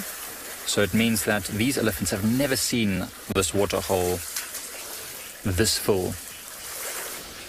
Oh, Nathan, welcome to the show. That's a good question. How much does an elephant need to eat? I think that was the question. Well, I mean, it depends on the size of the elephant. Some elephants will eat less than others. But I think a very big elephant, like the elephant that's the big bull that we saw that came in just now, Nathan, that bull might eat 150 kilograms. Anywhere between 150 to 300 kilograms of food every single day, especially now in the summer when the grass is green and lovely. They'll be eating quite a lot. So that's a lot. Nathan, that's twice my weight. Twice my weight if it's 150 kilograms. That's a lot of food. Remember, they're on the move all the time, so they always need to be eating. Because of all the size of their body, they need a lot of energy.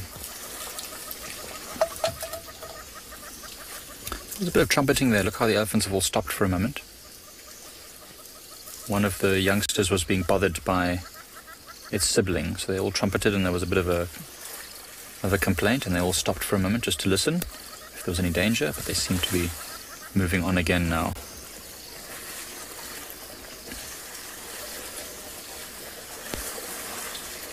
You can see how that bull towers over the rest of these elephants.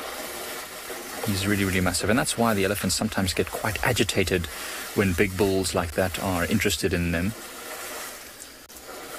because they can easily hurt the youngsters if, by accident or even on purpose. If the youngsters get in the way and they're in must, they'll come charging through, chasing off the youngsters in order to get to the females, and that causes a lot of distress to a group.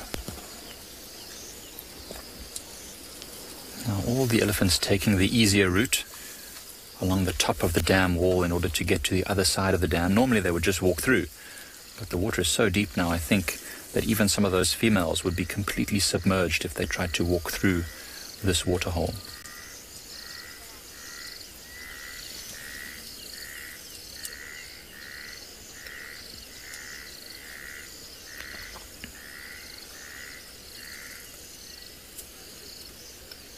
That's really spectacular. It's good to have the elephants back again. And I wonder what they think about this waterhole. Is it too deep now? I wonder if they'll still do a lot of swimming. We saw elephants swimming a few days ago, but not since the big rains that filled this thing up completely. So I wonder if now it might be a bit too deep for them to go right into the middle. More rumblings. More communication.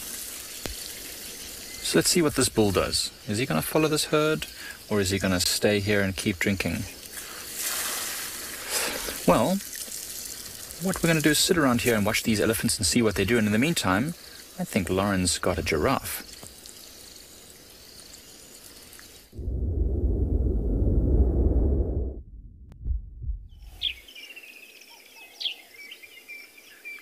A beautiful male giraffe.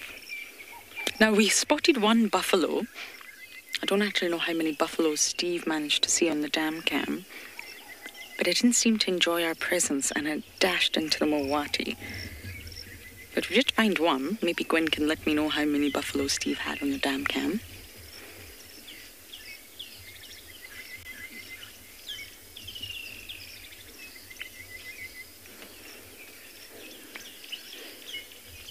Okay, it was only one. So that must have been the individual, and it dashed deep into the thicket of the Mowati. So I don't think we'll be able to find that buffalo again, but we have managed to spot you a giraffe. A very dark one. Not all the species have the same pattern of the thermal windows or the thermal patches. They're all very different. If you actually Google it, I think you'll be very surprised. You get the southern giraffe, the Maasai giraffe, the reticulated, and the northern, the 4 confirmed species now. And they all have very, very different designs, if you like. And it's really, really beautiful to see how different they all look.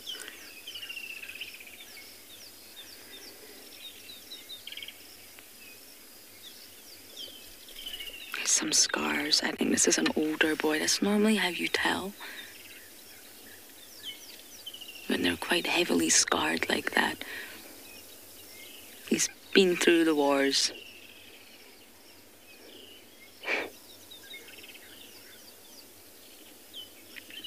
Oh, look at that. Oh, down his legs. I think this is an older bull.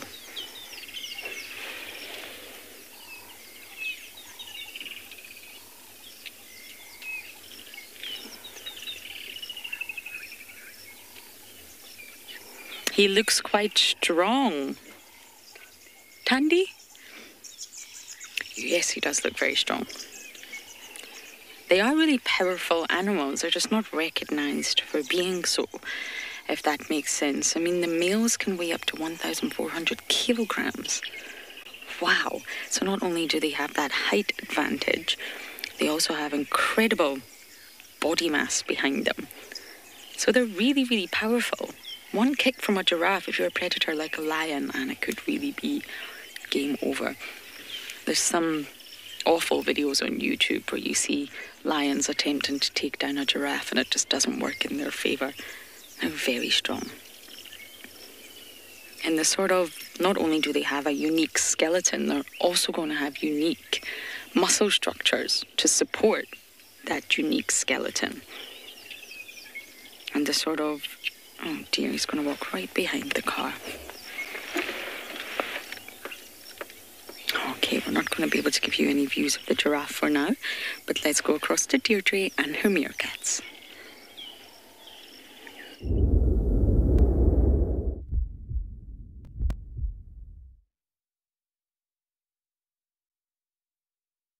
Now we've figured out what took so long. It's trying to get the kids out of bed. There's a little four of the 4-month-olds that were obviously the ones struggling.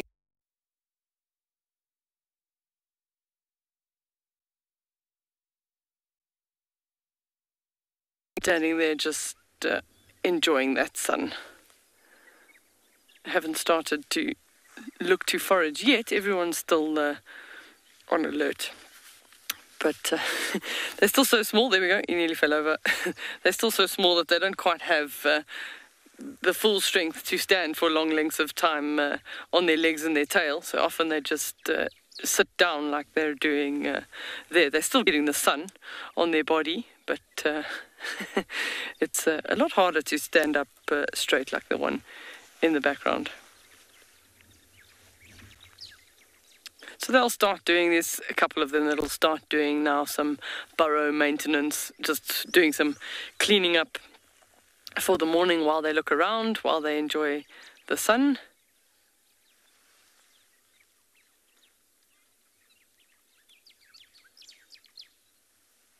There's one adventurer. He's heading off on his own. We can show you. He's the first one to go out exploring.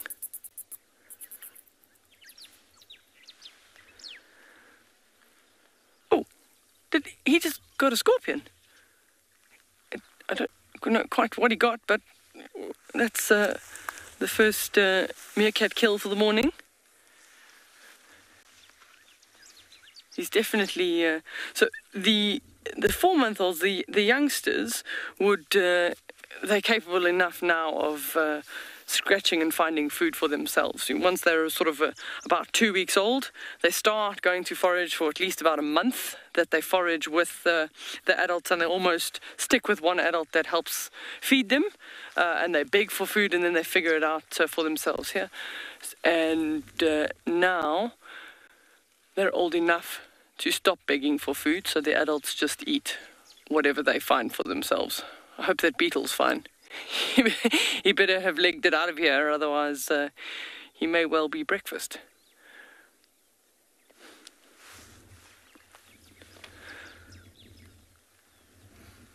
That was a good meal. It looked like he reacted pretty quickly, and it was quite a big meal. I would say it's probably a scorpion, but they're also eating those armoured ground crickets. Alicia's asking how many meerkats can be in one burrow. Well, it depends on the success of the actual meerkat group. We've got a group here that we know of that's 23 individuals, and then we've also got a group that at one stage, because of predators and things like jackal, snake, African wildcat, even honey badger, their numbers went right down to 3. So that was a little bit of a challenge for them, but the higher the number, the better for them, because then there's enough. The sentry duty or the guard duty gets spread out amongst generally the sub-adult males, but everybody takes their turn, and it allows the others time to forage. they run into difficulties once the meerkat group starts getting too much smaller, because then they need to find enough food for themselves, but they can't always be on sentry duty, divided by, say, for example, if there were 5 of them. So then they tend to get a little bit lax on their duty, and they are more vulnerable to the predators. They're just sitting so nicely. But also, meerkat groups they can have anywhere up to about 6 pups at a time. Jelly says they've got a good life. I absolutely agree with you, but they've also got a tough life. It's not so easy. You know, every day you've got to be looking up, looking around, watching out for predators. So it can be quite challenging to do that. But summer seasons are definitely easier for the meerkats when there's a lot more food and insect activity. There's a lot more available, and they don't have to cover vast distances in order to forage to find enough food. So they tend to stay around in this burrow system for a while. Once they've gone out foraging and they start feeling like they're exhausting their food supply close to this burrow system, they'll move to another burrow system and then do the same in that area. And they're typically having sort of a 2 to 3 square kilometer territory. But sometimes the groups, if it's a larger group, they need more foraging areas, and if it's a smaller group, then they can afford to have a slightly smaller foraging area.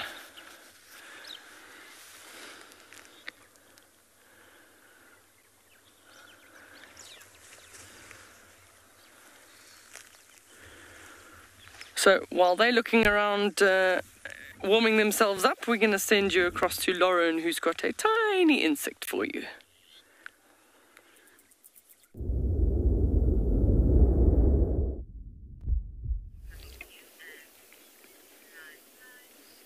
One of my favorite insects, actually, the net-winged beetle. They are everywhere right now, absolutely everywhere, and you cannot mistake them. With that sort of aposematic coloration, the orange contrasting against the black, a big warning. Don't eat me, guys, it's not worth it. And look who we have here. Hello. It's been a while since I've seen a dwarf mongoose. Have you just woken up? I think you have. Dwarf mongoose are notorious for not waking up until the sun is fully up, the birds are fully in swing of their dawn chorus, and it's nice and bright and warm. They don't wake up when the sun just starts to come up. No, no, no, no. They wait until the sun is fully up. There's another one. They're all starting to come. There must be a Oh, there's 3. There must be a termite mound nearby, but I can't actually see it. I don't know which mound they're coming from.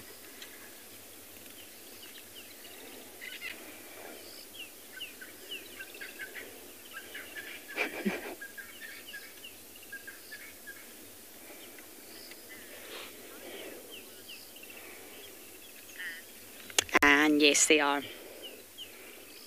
I mean, dwarf mongoose definitely does give the indication of being small, but they are the smallest.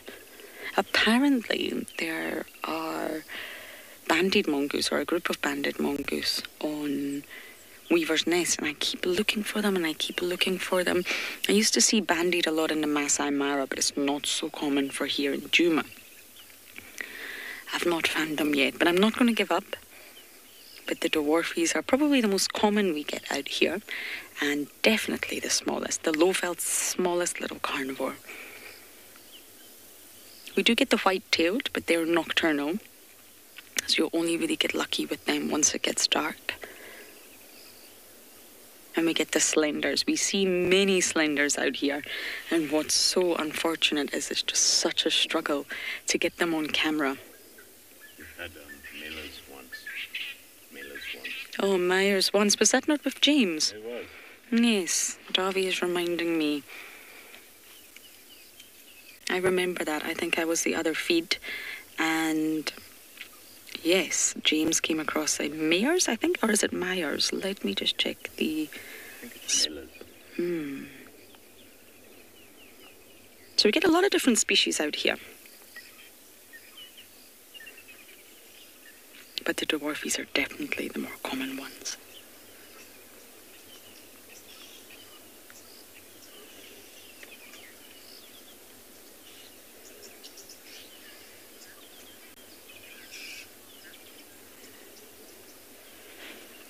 Did you catch that name, Davy?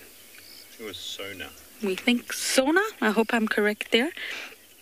Dwarf mongoose, believe it or not, are incredible little carnivores. They look so sweet, but in actual fact, they've got extremely sharp claws and huge teeth. And that's not a dwarf mongoose, is it? Wally. It's a squirrely. It's not Wally. I hope it's not Wally. I hope Wally has not followed us on Drive. That'll be a little bit worrying. Wally is a squirrel, a tree squirrel that has, I don't know, just appeared into our life, and it's not going anywhere. But yes, dwarf mongoose will eat small snakes, absolutely. Not big snakes, but they will go for small snakes, and they're sort of more common food source in their diet is insects, but a huge range of insects, from centipedes to large beetles, scorpions. So we showed you the exoskeleton of what I think was a praying mantis this morning. So when the exoskeleton is sort of really, really rigid, it's going to be difficult to break through that, and yet the dwarf mongoose is able to get right through that exoskeleton of these insects and eat the delicious insides, I guess. They will also go for eggs, bird eggs, reptilian eggs. They've got a very, very broad diet, but if it's a small snake, they absolutely will go for it, including other reptiles as well. Geckos, lizards. They're quite the hunters. Possibly not this network beetle, though. One, I don't think they taste good, and two, it's very, very small. That's not going to be enough to sustain the very, very busy dwarf mongoose.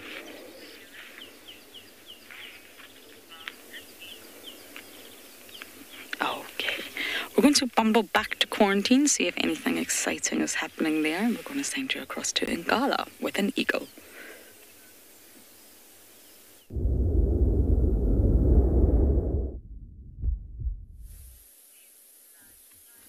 Welcome back, everybody. Now, I'm still kind of driving along the course of the riverbed here, looking to see if we can find anything in this thick vegetation, and we come across this dead fig tree, and in the top right of the dead fig tree is, I mean, have a look at that, quite a big dead tree, in fact. Look how small that bird of prey looks in the top right of it. It's quite an amazing shot, actually. So even just the size of that bird, once zoomed out like that, will kind of give it what the species is away. It's one of our smallest eagles around. In fact, the smallest eagle that we find around here. And it's a Warburg's eagle. And as we zoom in a little bit more, you will, I mean, the size was something that you kind of looked out for. The color, I mean, the color is not an amazing thing to kind of look out when IDing these Warburg's eagles, simply because their colors can vary so incredibly.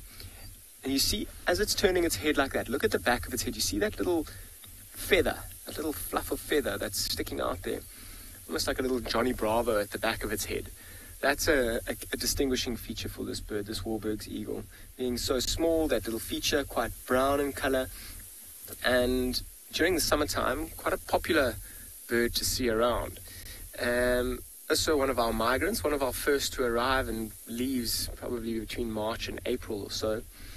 But quite an incredible bird. I mean, they come down to South Africa to breed. We see them quite frequently. It was just a dove that was going to try and chase it away. And they've got an incredibly wide species that they hunt and feed on. Lots of reptiles, small mammals, snakes, lizards, all sorts of things, birds. And you'll see they're very territorial as well. They'll come back to the same kind of area year in and year out. They're monogamous as well, so they'll have the same partner pretty much for life. And they'll come back, they'll build a nest, often just below the canopy of a tree, a stick platform nest as well, and they'll come year after year to the same nest. Occasionally they'll have several nests in the same territory, and they'll come back to the same nest every year. The same male, the same female lay generally one egg or so. Very rarely 2 eggs, but generally 1. And they'll do that for almost up to 30 years. They will come and breed in the same area. And they'll have territorial disputes with other Warburg's eagles, and that involves them in the air, mid-air, kind of tangling with each other and doing these kind of cartwheels in the air. Lots of fighting. But when they do leave South Africa, they kind of they're what we call intra-African migrants. They move to the rest of Africa, and they'll kind of follow the season and follow food. And during the wintertime, you won't see them here. So I'm going to keep going along the road here. Let's see what else we can find. It's been a morning for birds, maybe some other interesting birds along the way. I'm going to let this warbird continue hunting from where it is while I continue on my search for some cats.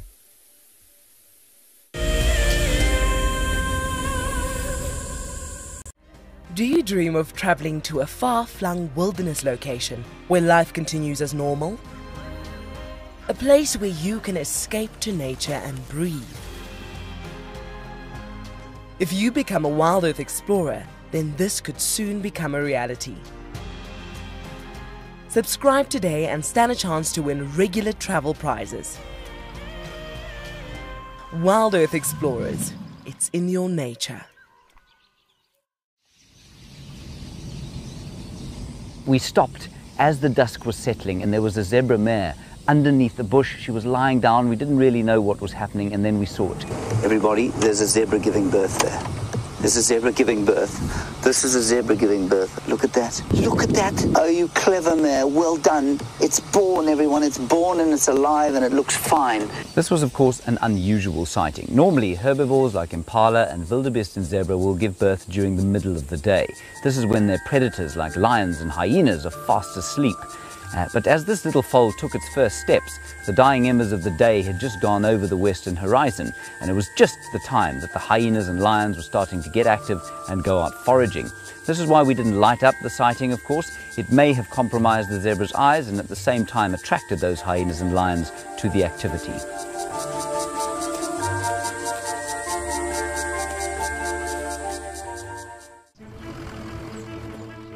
My name is Taylor McCurdy and I work for Eco Training.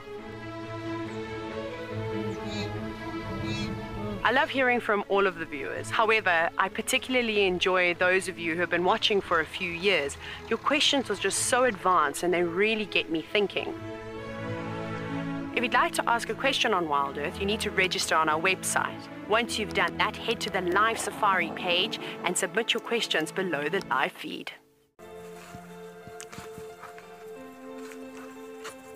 Hello, Mama. Just checking us out, everybody. There's no aggression here. Very relaxed. A herd of elephants moving around your car like that is truly, truly magical. Tune into WildEarth every single day. It's in your nature.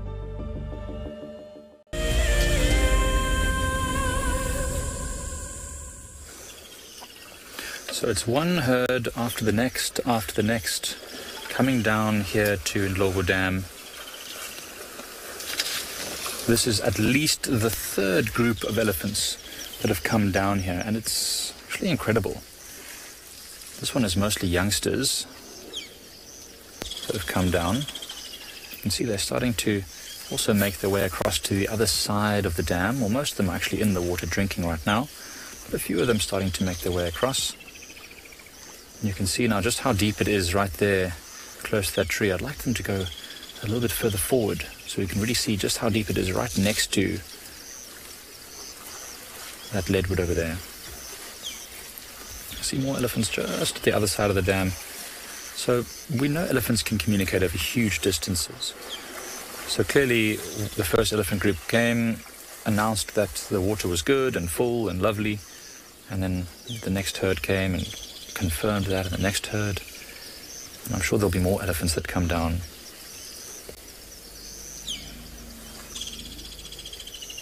Lots of communication happening, lots of rumbles and grumbles. what's happening over there. These two were having a big fight earlier, and actually the small one got pushed into the water and caused a big scene, threw a little bit of a tantrum. You can see how wet it is. It was right in the water. The big one had pushed it right in.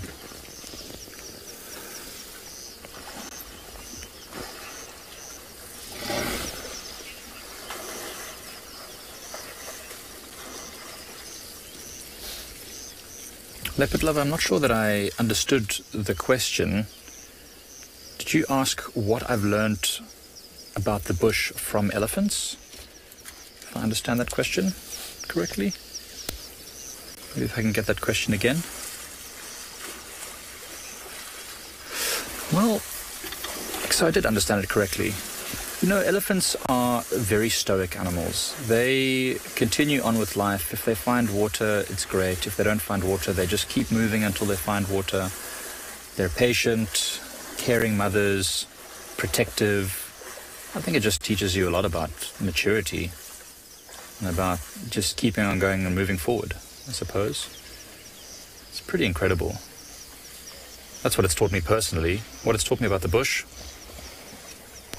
The bush surprises you every single day. I mean, this water surprised us when it arrived. We weren't expecting it. But yeah, we just keep on going, I suppose. This one here is having to engage 4x4 in order to get up that little... Oh, it's embarrassing that you slipped there. That's okay. We all slip sometimes. This one hasn't learned yet about patience. It's a youngster. It's a young male as well, so it makes it even more short-tempered. Young males always think they can do anything. Down the consequences. Keep staring back at us just to make sure we're not following. You can see now spread out all along this dam wall. There's elephants there drinking. There's a few more walking along. Further left, there's more and more elephants. It's really spectacular. We're actually wondering if this is why the lions hadn't been coming to Ndlovu Dam recently that much, because there's just so much elephant activity always at this dam. It makes it quite tricky for the lions, especially if they've got youngsters, to move around without coming into some sort of a conflict.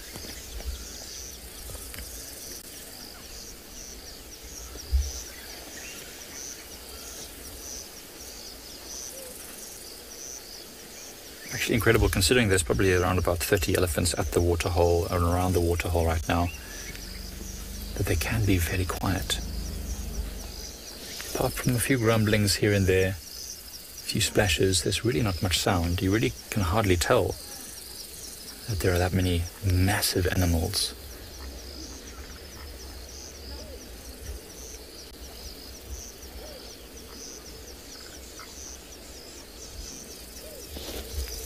I think I can hear even more coming potentially off to our right, so it could get even more exciting.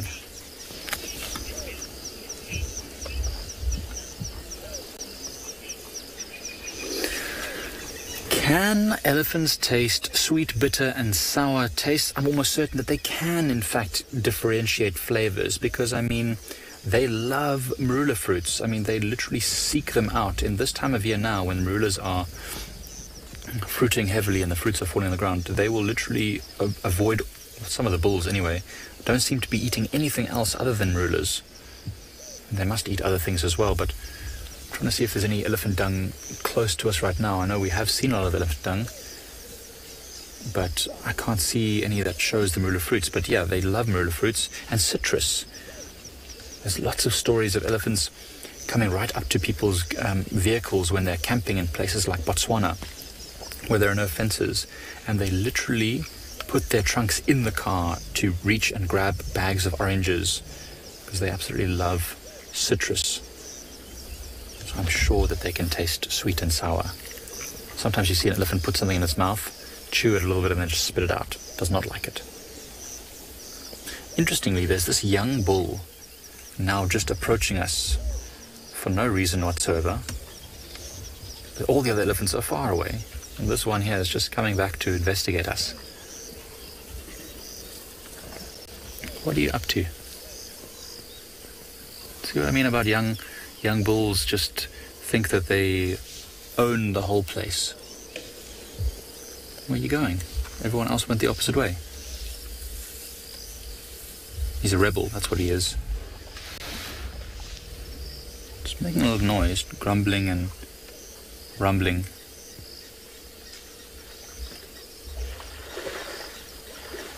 You can hear it wading through the overflow water. Surrounded by all the wild foxgloves, towering above this elephant. It's beautiful this time of year.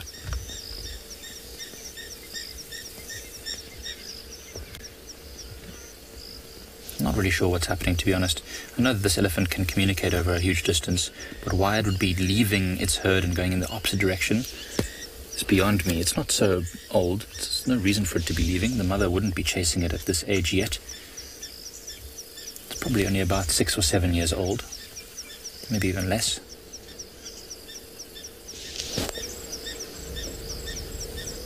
Maybe it's found a patch of sweet grass.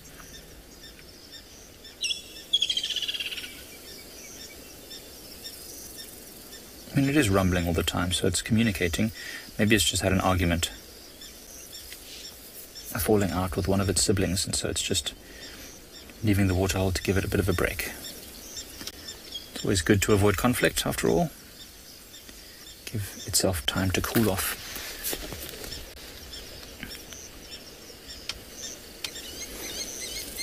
Well, we are probably going to maybe make a move from here in the next few minutes if no more elephants arrive. And in the meantime, whilst we make that decision, we'll send you over to Steve with a heron at a waterhole.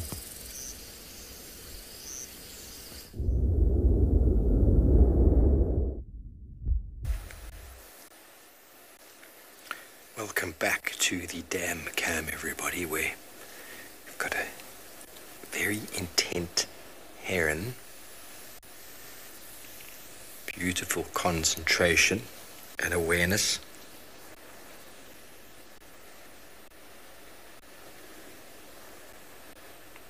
Probably the most common of the herons that we will find around here.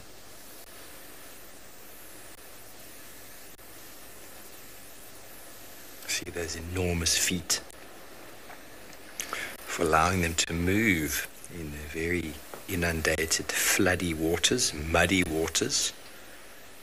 I'm not talking about the band, everybody. It's like snowshoes. You need large feet to distribute the weight of the body. And you can see the intention on the face.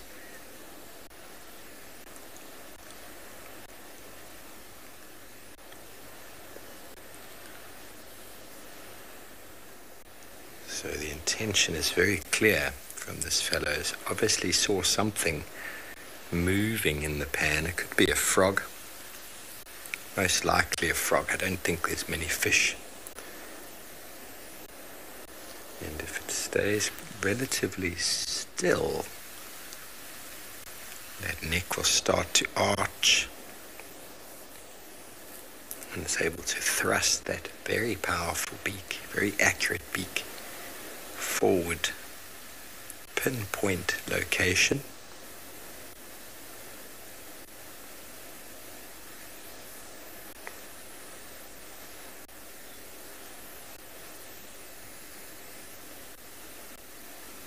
This is where patience pays off. It only needs a few fish a day, everybody, so it's got all the patience in the world.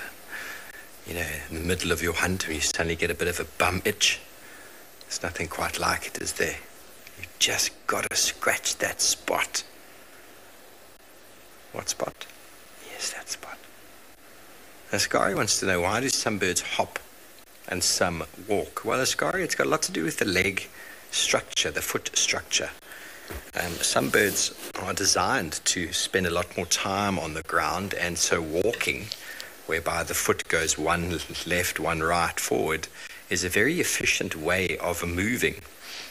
And then the birds that we see that hop, they're not necessarily designed for walking around the ground. They are perching birds, And so they just probably don't have the length of leg for the proper walking stride that you find some birds able to do. But some birds that can walk can also hop, like the hornbill, especially when they're landing or when they're about to take off. Especially landing, actually. They will hop as they land because it's a way of sort of landing both the wheels on the ground at the same time. But generally the birds that hop are all our very small little finch-like birds, seed-eating birds, and it's quite efficient for them to just hop around. They don't have very long legs, so for them to be able to design the ability to walk left foot to right foot, probably evolutionary, just didn't happen. But some birds, such as your thrushes, they run around on the floor, and that is often the differentiating characteristic between a thrush and a ground robin or a scrub robin or a robin chat, in that the robin chats and robins hop around on the floor in the undergrowth, whereas the thrushes actually run. So I think it's got a lot to do with ground terrestrial ability versus tree ability. That is my 2 cents anyway. It's evolutionary. Oh, ruffle the feathers. It's a lovely little shake. Got all the time in the world, everybody, this heron. But look at those feet. Amazing, aren't they? Now the male is just slightly bigger than the female.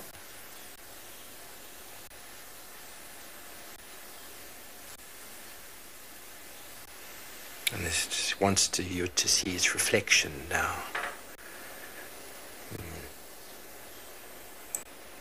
Okay, well, our heron is going to meander around the watering hole looking for something to snack on while we send you over to Lauren, who's got something for you.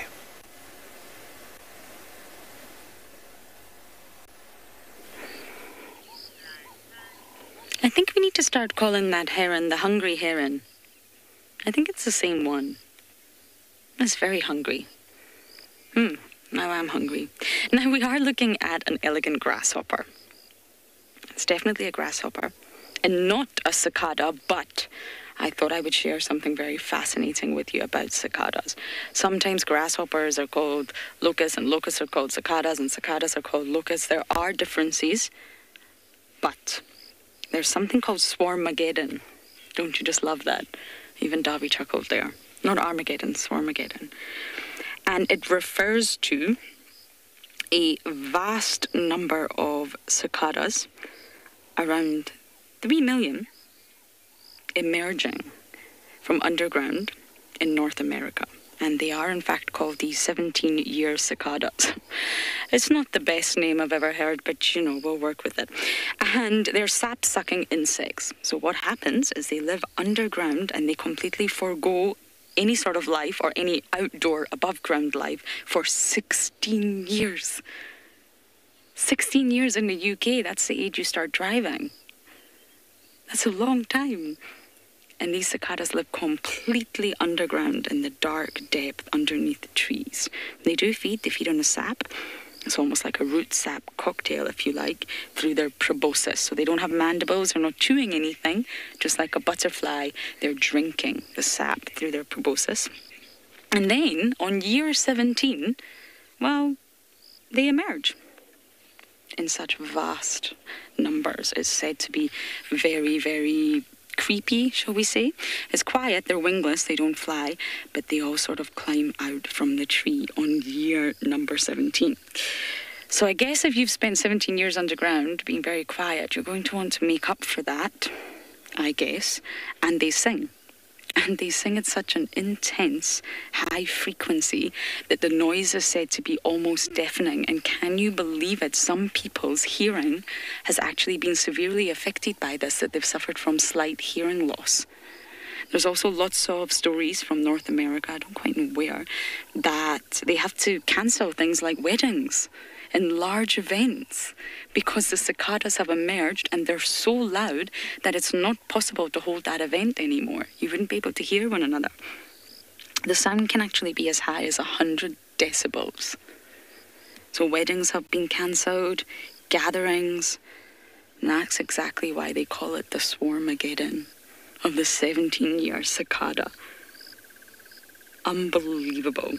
And considering the fact that they spend a good 16 years underground, I guess that's like 99% of their life, or 99.5% of their life. Their actual life as a cicada adult is over within 3 to 4 weeks. So you've waited 16 years to then finally emerge on year number 17, and it's over in 4 weeks. And that's the reason they're singing so fast and so furiously. They've emerged, they're here, they're alive, and they need to mate. There would no point in being an adult insect if you're not mating, and that's why they start to sing their songs, and that will lead to mating, which will lead to eggs, the new generations. And basically, once the eggs are laid, the nymphs will hatch. The juvenile cicadas are called nymphs, and once they hatch, they just crawl along the branch that they were born in. They're born in the tree. They drop. They just completely drop out of the tree and they dig their way down into darkness. And 17 years later, they'll come back out again. Can you believe that? Can you believe that, Davi? That's my Game Drive radio. I'll just turn that down. So we are not looking at a cicada, but I thought I would just share that with you because I thought it was really fascinating.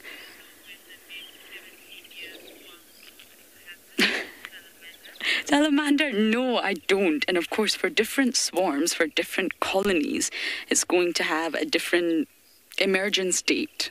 So it's not going to be the same year across the board.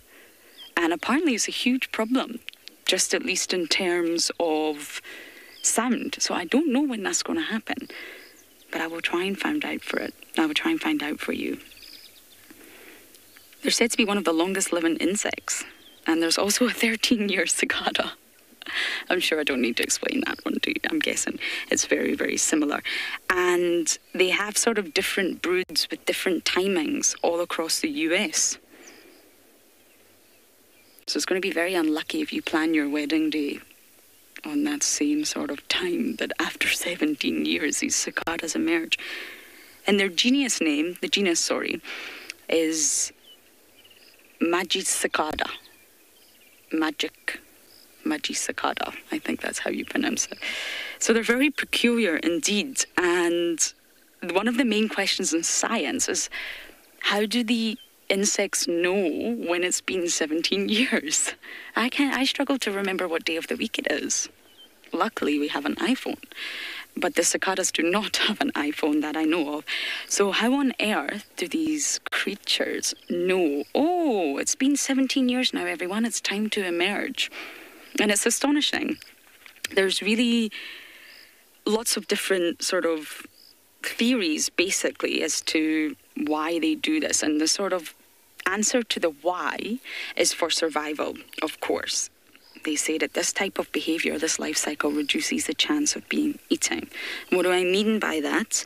Well, cicadas are very large and rich in all sorts of protein and delicious fatty acids that they are very sought after by larger insects, birds, mammals, lizards. So just very similar to impalas. When impalas drop their lambs, as we call this flooding the market.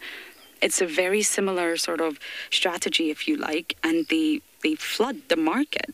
And this means that a larger proportion of the cicadas are able to survive. Then they'll mate, then they'll lay eggs. So they disappear, and then all of a sudden, because that time interval is so long, that it's very unlikely that any predator will be able to adapt to it. Predator and prey are always in a constant evolutionary arms race. It never stops. It's never static. So because they just emerge once in every 17 years, it's very unlikely that the predators will be able.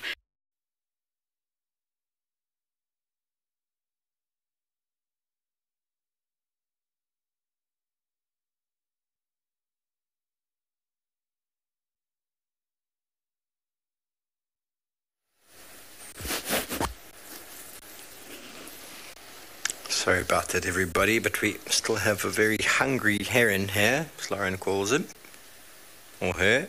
It's very hard to say, as I said, the size is just slightly different between male and female, so without seeing the two together, I wonder if you recall the times with the black-headed herons in the Mara, when they were catching the rats. Quite something to behold. Quite a large rodent-like animal on the floor being swallowed whole by a bird like this. It's generally what separates the two. Herons are normally found here around these watering holes in the water, whereas the black-headed herons will range far and wide into grasslands. Not impossible to find them near water.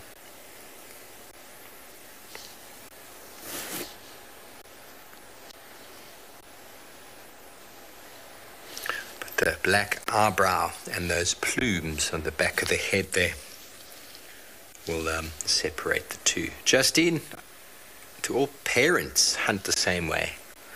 Not sure I understand the question. All herons hunt the same way. Well, all herons of the same species hunt the same way, and most herons hunt very similarly. I wouldn't say there's much distinction in the difference.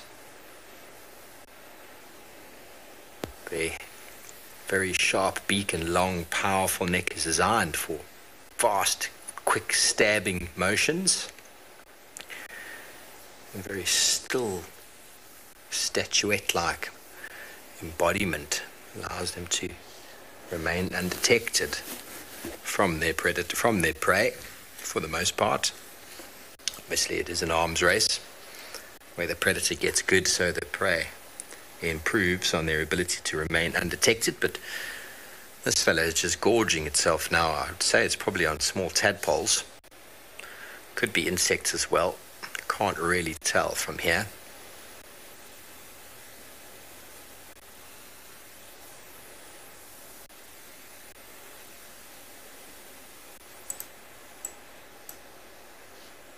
Don't want to go too close in the zoom to lose a little bit of its distinction.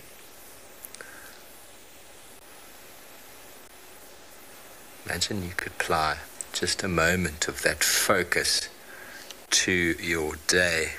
Jane, I don't know actually. A pretty large bird. I'd say they probably live up to about 10 years of age, but I don't know.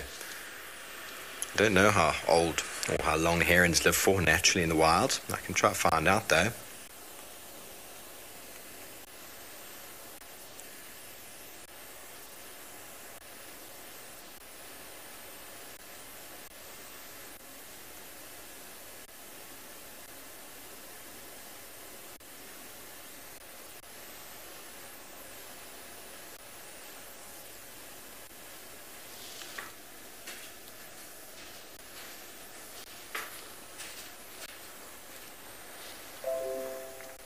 Okay, well, we're going to stay here with the heron, try and find out how old. I think it says it's about 5 years. And maybe Lauren will find you something with her grasshopper.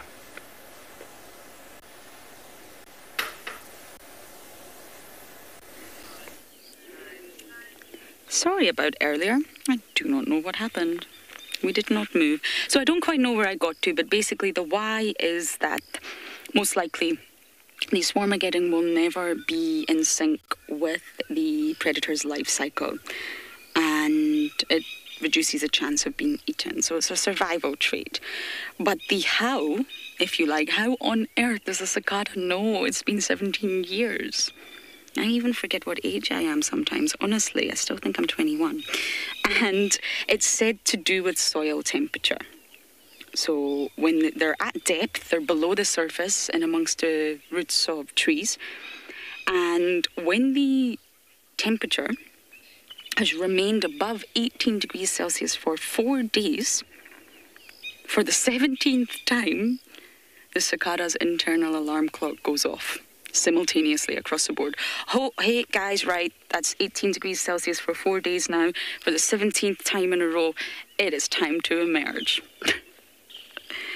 And they don't understand how the countdown happens, but it's something to do with a environmental cue, which is a temperature, triggering a biological cue to then proceed to emerge from underground. And I think that is just absolutely incredible.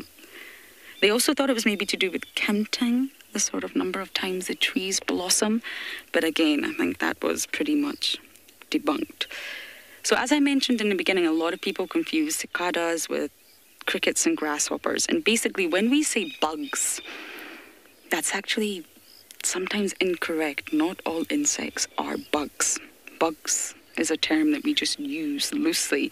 But you get the order Hemiptera, and that's the order of insects. That's the true bugs. They're classified as true bugs. And cicadas are true bugs.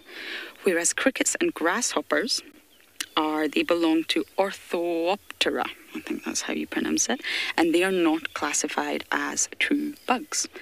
So most of these insects that I've just mentioned make a noise, but they do it in different ways. They don't produce sound in the same way, and they do it at different times.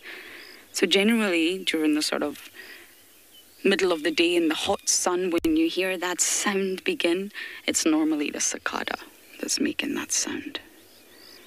But right now we are looking at a grasshopper. I just thought that was so fascinating when I read about that, an insect that waits 17 years before coming out from under the ground. Unbelievable. Although scientists did manipulate the trees, and they got them to blossom twice in 1 year, and this did actually mean that the 17-year cicadas emerged a year early, which means they are now 16-year cicadas. So possibly the blossoming of trees has got something to do with it. But either way, the environmental cues trigger biological cues. Could be a hormonal cue, and that triggers a response from the insect immediately. It's time to emerge. So we are going to let this little grasshopper be for now and see what else we can find around quarantine.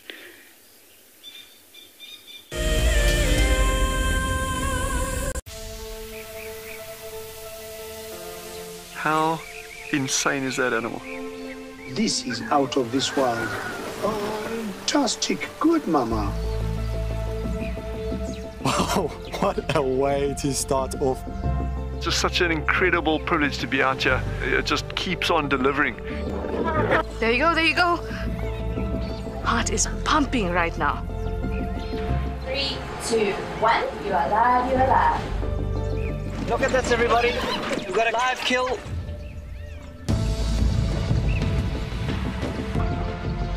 The croc's holding the tail. It's holding tight. Lucky wildebeest. There's nowhere to go. This is a disaster in the making.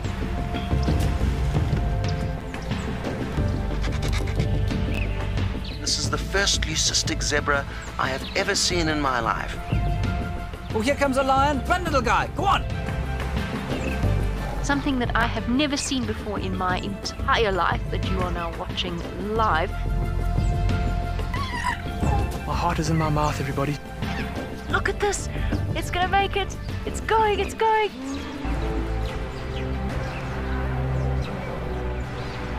This is just too magical. Hi, little guys. That's great, isn't it?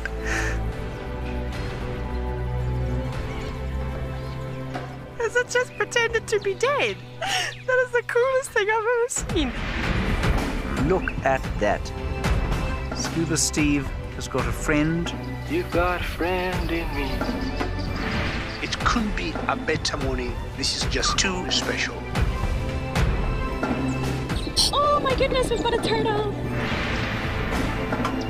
How epic is the fact that we're coming to you live from the Chobe River?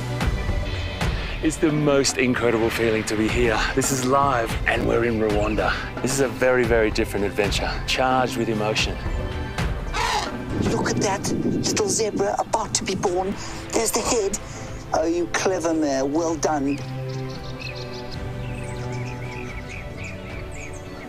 I did not think I would ever face my fears like this.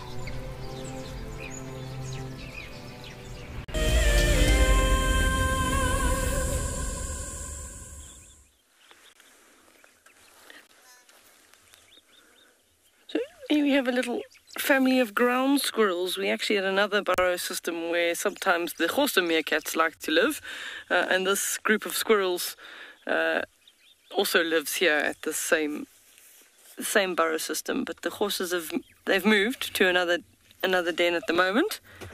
But it's nice to see the little squirrels. They're also quite close to home at this stage, just foraging around close to the area. There are a couple of youngsters in there. So the little, you can see they're much smaller in size and still figuring out how to be a squirrel. So also food availability for them at the moment, lots of it. So they're eating a lot of the grass shoots and the roots, the flowers or the inflorescence of the grasses. They're enjoying those. You see they've got quite a prominent sort of stripe down the side of the body, and then also they do also enjoy sunning a little bit in the morning, but not as much as the meerkats. And they will use their tail. They fluff their tail out and they cover their back if it's going to be very, very hot. I think Mum wants to do some grooming. There wants to happen some grooming and nobody's interested. So if you've got any questions, don't forget to send us at #WildEarth at FC, and we'll try and answer your questions.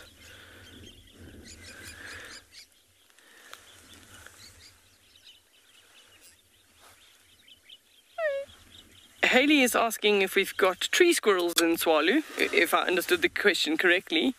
Flying squirrels, no, but tree squirrels also not. So only the Cape ground squirrel in Tswalu. South Africa doesn't have any flying squirrels. The only other squirrel that you would possibly see would be the squirrels at Djuma, and that would be the tree squirrel, and maybe, luckily, the Tonga squirrel, I think, from Phinda. There's one with the beautiful red tail, if I'm not mistaken. But no flying squirrels in southern Africa. So they're very similar to the meerkats in nature in that they also stand up on their back legs and also look around. They would be looking for exactly the same predators. So predators that would eat meerkat would also just as easily eat squirrels, and that would be jackal, some of the aerial birds, some of the eagles like martial eagle, and other large raptors. And even they are vulnerable, especially if they got youngsters in a burrow system, to snakes as well. So the Cape cobras are probably their biggest enemy. Between the Cape cobras and the puff adders, probably the biggest enemy for squirrels and meerkats as far as the snakes go.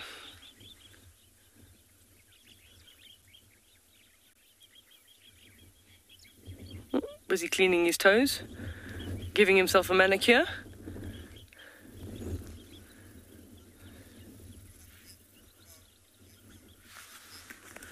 Danae is asking the question, how many different vocalizations do they have? Ooh, I don't know off the top of my head an exact number, but they will have a lot of different ones for different things.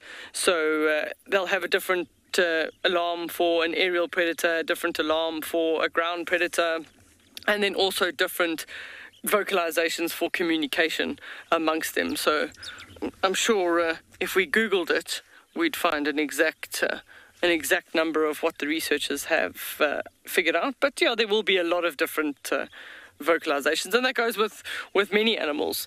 They'll have lots of different ones that mean different things. The other animal that has quite a lot would be the vervet monkeys and the baboons.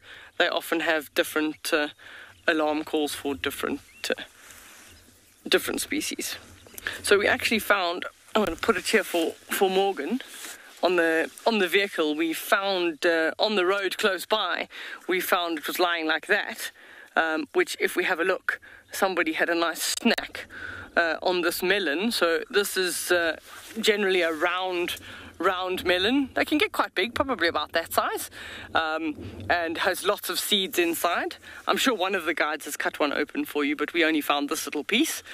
So really nice spotty coloration on the outside. It isn't quite ripe yet. They're normally more ripe when they're yellow in color, but whichever animal found this. Probably something like a squirrel or even a baboon has managed to eat all the seeds out of that and really enjoy it. The Djuma melon is also like, it's just an awesome moisture package. If any animal going into the dry season is looking for some extra moisture and they can find a Djuma melon, they can get that from this melon. So, and they'll have like they live as a creeper on the ground.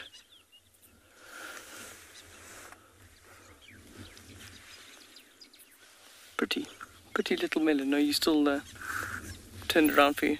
It's actually got scratch marks on it, so that would maybe be the nails of the squirrel. Jamie says they've scraped it so clean. Yeah, definitely. I mean, it's an amazing food source for them. So yeah, you definitely don't want to leave anything behind. If it was a bigger animal, something like a porcupine, I would actually probably think that they'd maybe even eat the skin as well. But I don't know what a melon tastes like, this particular melon, so maybe the skin is not as nice tasting as the rest of it. But I think definitely a porcupine would eat them. Sometimes you're also finding, I'm seeing large numbers of armoured ground crickets. Maybe I can convince this one that he wants to be my friend. No. No, and they're just everywhere at the moment. Maybe we can find one for you, Morgan, on the camera. Here's one here, down there, but they are everywhere at the moment, these armoured ground crickets. This one's probably easier, actually. Can you see him there? Oh, he's just stuck his antennae out to touch my finger and see if I'm a threat. So if you get too close to them, they make like a funny little, a funny sound to say, hey, back off, don't eat me. And funny enough, the meerkats, they choose. Some of them decide that they want to eat them, and other meerkats leave them alone. So when they approach one of these armoured ground crickets, sometimes they make a funny noise. The meerkat says, okay, don't worry, and moves on. And the next meerkat comes along and just sort of grabs him and eats him. So I think it's a taste preference amongst meerkats, because not all of them eat them, but some within some of the groups eat them. I'm not too sure. I've never seen a squirrel eating them, but yeah, I don't know if they'd taste too nice either. Nice bug. So they're also busy feeding on flowers, the leaves. There's a lot of them here. The ground is just moving and alive at the moment with them. It's a very pretty. We've got. They're actually eating a lot. Maybe you can follow me this side. Yeah, I don't know. Are you managing there? So this one is a devil's thorn, which there's lots of insects that are eating. There's actually even a blister beetle inside this one. I know that's probably a little bit too far for the zoom on the camera, but when you've got a bright yellow flower like this in the nature, it attracts all sorts of insects in order to be pollinated. But sometimes the petals also become a food source for beetles. Lots of the different beetles actually eat the poor petals of the flowers. And then it's got nothing to attract the other beetles. So I have to be very careful with the blister beetle. This particular species, they're known as the grey blister beetle. And they'll secrete like a chemical. It's called thereon, which is a blistering agent. Get blister on the skin. That chemical remains active in that blister. So they always say it's not advisable to pop that blister, because as soon as you spread that chemical further on the skin, then that section will also blister. So it's not the most pleasant thing to be. How would you say? It's not quite have an encounter, put it that way, have an encounter with one of the blister beetles. All of the flowers are finished. We get the thorns that start coming out. I don't see any, but like a hard thing with lots of different little spikes that end up getting stuck in your feet, and they get transported to all sorts of different areas by the mammals. What else is around? Let's see if we can find something else. We just nope, there's just eland beans. I can hear, oh, somebody's been digging here. Let's see.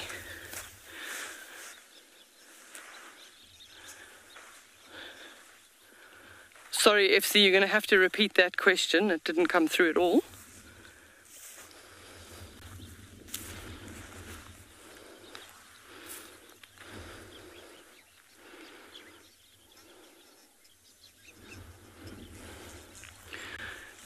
So, Caesar is asking, has the weather influenced the number of insects that have come out, if I understand it correctly? Yes, it does. Because if you've had heavy rains and the conditions have been very good, then the insects can multiply and all the eggs that they've laid hatch. And we've had huge successes with the butterflies. A few weeks or months ago, it was the brown-veined whites. Now the common vagrant is a lot. This armored ground cricket is a lot. So you definitely do have, the insects do fluctuate according to how successful the weather is. And that also then in turn allows other animals like squirrels, meerkats with babies, they can also be more successful because then there is a greater abundance of food. And also the more insects, then you have more of the flowers. If you've had really good rains, everything takes that opportunity to flower, and then you've got more pollinators running around doing their job. So insects, incredibly important and often overlooked in an environment for how important they are, firstly as a food source, but then also as a form of pollinating the flowers, as well as sometimes even carrying the seeds underneath the ground and almost planting that seed. So grass seeds, you just have a look at all the grass seeds. I mean, ants collect the grass seeds, take those underneath the ground, effectively put them under cover, and then as soon as you've had good rains, good conditions, the soil gets nice and wet, those grass seeds pop up. I mean, this area here with all this sour grass that's standing quite nice and tall, a few months ago was just bare soil. So those seeds have to come from somewhere, and sometimes it's the insects that have actually taken them down below.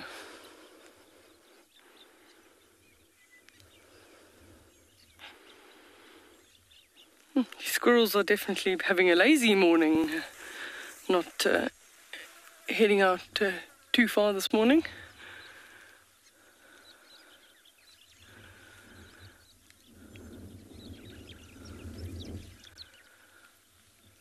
We'll move on down the road and see if there's anything else that we can show you this morning.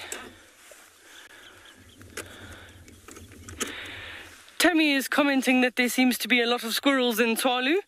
Yep, absolutely, agreed, and they're also very successful. We're seeing sort of groups 5, 8, and then well spread out all over that, but there's obviously a function for that. You know, if you've got lots of squirrels and you've got something that's there's enough food for them, so it is a good thing. Everybody has their place in nature. But we're also quite lucky in that we see them easily because they're living out in these open clearings where they've also got very good visibility of what's going on around them. And they can be incredibly quick. So if a squirrel sees a predator, they'll actually quite quickly sort of dash down the road, and then they use their tail. So their tail goes one way, their body goes the other way, and it's almost a little bit distracting. And they try and get away from a predator relatively quickly, and then generally to a hole quite close by.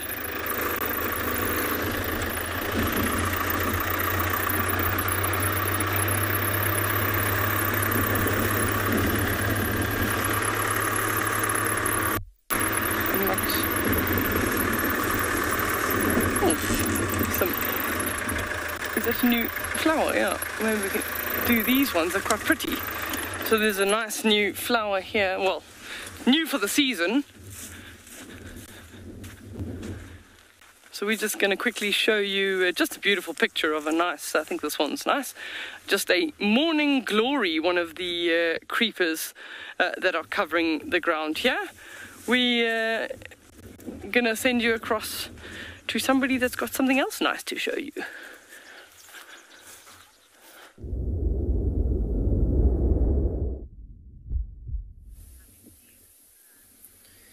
welcome back everybody. Now, currently sitting in the riverbed, and there's a few southern carmine bee eaters that are sitting in the riverbed with us here. They're looking incredibly beautiful.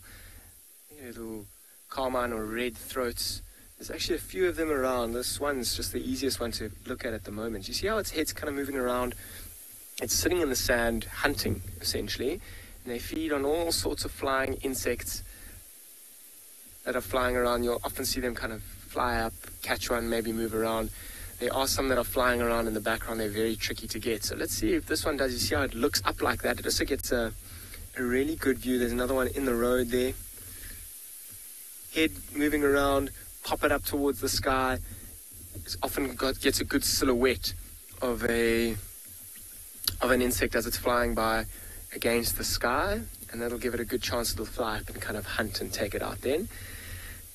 The reason that I came into the riverbed here is we are at that position where that lioness has been keeping her cubs, and from yesterday morning, I'm sure you all remember, I've come here and I've just been sitting here for the past 20 minutes or so, just waiting, trying to see if we can't find any kind of action of her coming back. So as Odie will zoom in onto that side there, that's exactly where we had them yesterday. And I'm sure she's currently got them stashed in those buffalo thorns just on the right-hand side. But I've decided to come round into the riverbed. It looks like it's going to be a great view if she does bring them down. It will be awesome to see them again. See the condition of them. It actually smells, when we drove past on the other side, it smells like, and apparently there was a carcass there. Liam, how high can these birds fly? They can fly pretty high. In terms of meters, I'm not 100% certain. However, they are migrants as well. So when they are migrating, it'll be much easier for them to fly larger distances when they get much higher up. The air is much thinner. It's a similar kind of effect to an aeroplane. When they're flying long distances, the higher they go up, the thinner the air and the less fuel they'll consume. The same thing with these birds. I mean, the higher they fly, the less oxygen, which makes it a little bit tricky for them to breathe. But the thinner the air and the less kind of energy they'll use. So the one has flown a little bit. Does it come closer to us? No, not really. And so it was quite interesting. They will also feed on butterflies and flying insects like that. There was a butterfly that just flew past this one, and it didn't decide to take it, and it looked like an African monarch butterfly. And the reason it wouldn't have taken the monarch butterfly is because they actually feed on milkweed plants, and that can make them poisonous. There's looks like a lilac-breasted roller there as well, doing exactly the same thing as that carmine bee eater, just feeding. Is it a European or is it a lilac? Let me just have a look past it. Lilac-breasted roller. It's looking a little bit dull, that purple throat, but a little bit smaller than the European roller. There are quite a few around at the moment. A little bit smaller. There must be a little bit of an insect hatching around here with all these insect-eating birds. And as I was saying, when we drove past that den site on the other side where we viewed them from yesterday, it smelt like there was in fact a carcass around there. Now, it'll be very interesting to see if the mother keeps the cubs there with that presence of the carcass now that it's starting to smell quite strong. And as the wind changes direction, I've just got a quick whiff of it now as well.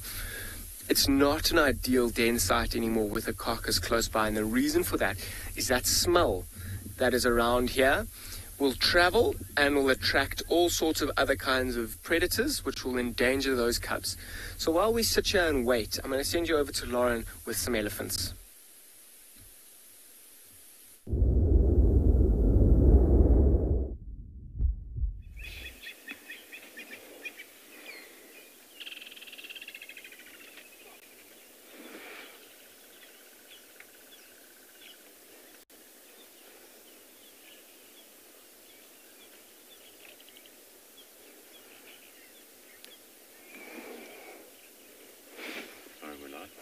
Oh, my goodness, why am I not getting that information that we are live?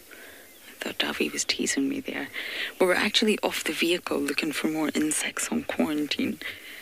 I am desperate to find a flower mantis. Desperate is on the top of my bucket list. Last year we were not successful. They didn't appear to be around last year. Not one was found. And this year I'm not having much luck either. That's my mission, a flower mantis. But we got lucky by this herd of elephants just appearing on quarantine. So, of course, we quickly got back on the vehicle. It seems to be a really small herd. It seems to be one adult, and the rest are all youngsters.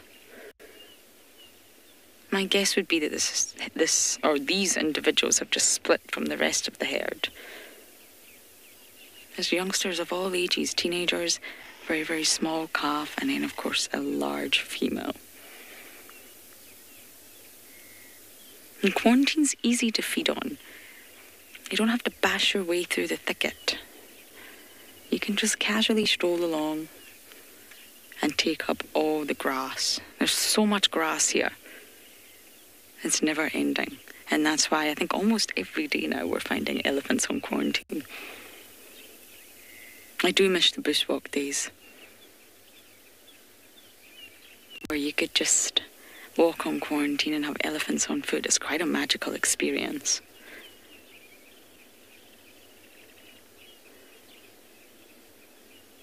There's only 4 of them.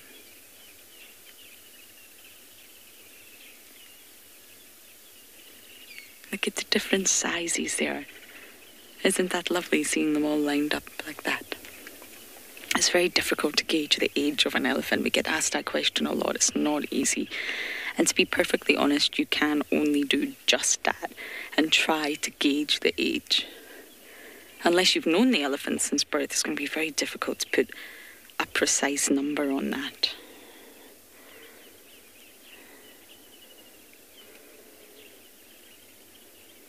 Gwen, I just want to check I've still got you. There we go.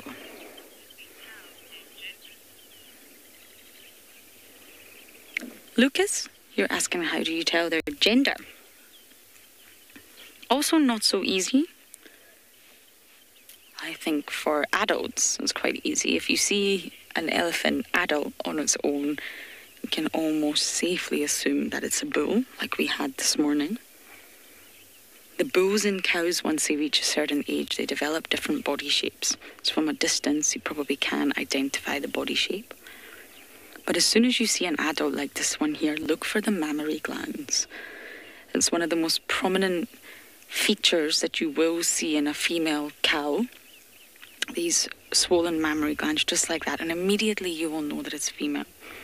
The testicles of a male are actually inside, and they're very high up. If Davi can just show you, this is obviously a female, but the arch of the female's back, if you imagine this was a male, that's where the testicles would be. They call this testconda.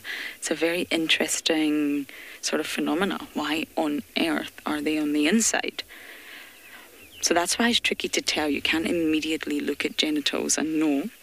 Now with the youngsters, that's the tricky part. But normally between the males and females, they have different shaped foreheads. The sort of forehead of a female is very angular, it's very sharp, it's almost like a 90-degree point. You see that right there? And for a male, there's no sort of sharp bend. It's just a very smooth, rounded forehead. That's another key feature that you can look for. But in the youngsters, it's very, very difficult.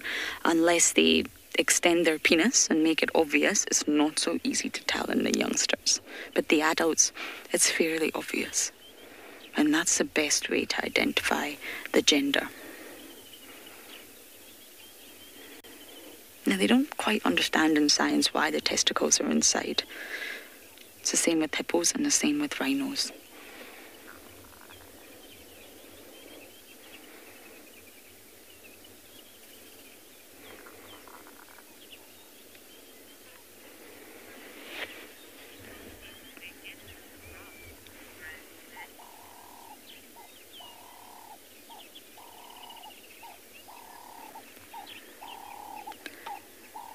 Grand Slam, I don't know how much protein they get from the grass, I'm afraid.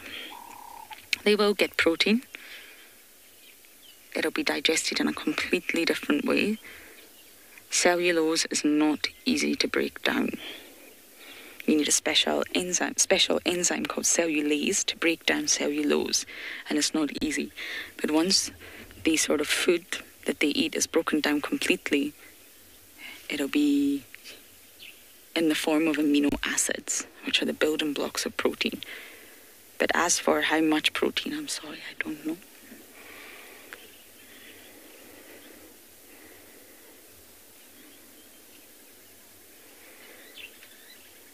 always find elephant sightings like this really relaxing. Sometimes it's just nice to sit and take it all in.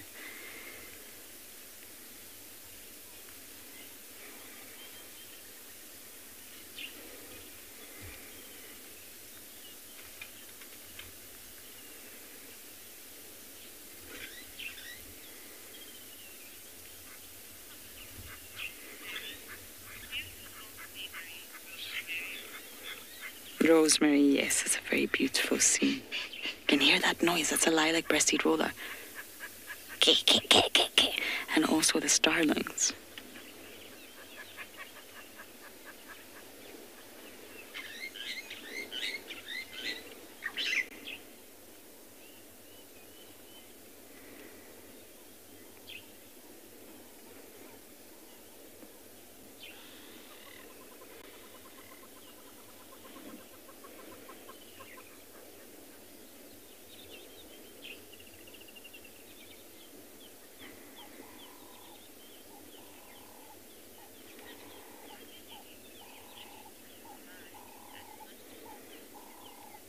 Alison, yes, there's lots of marulas. We're on quarantine. And quarantine is actually one of the best sort of areas in the reserve to find marula trees. So yes, we're surrounded by them. That's one right there that Dobby's given you a view of at that sort of strange angle. There you go. But not all marula trees produce fruits. They're dioecious, which means that there's a male tree and a female tree separately, and it's only the female trees that produce the fruit. But quarantine is definitely one of the best places to find marula trees, which is good for us, because we just drive by and we can stop and pick up all the fruit.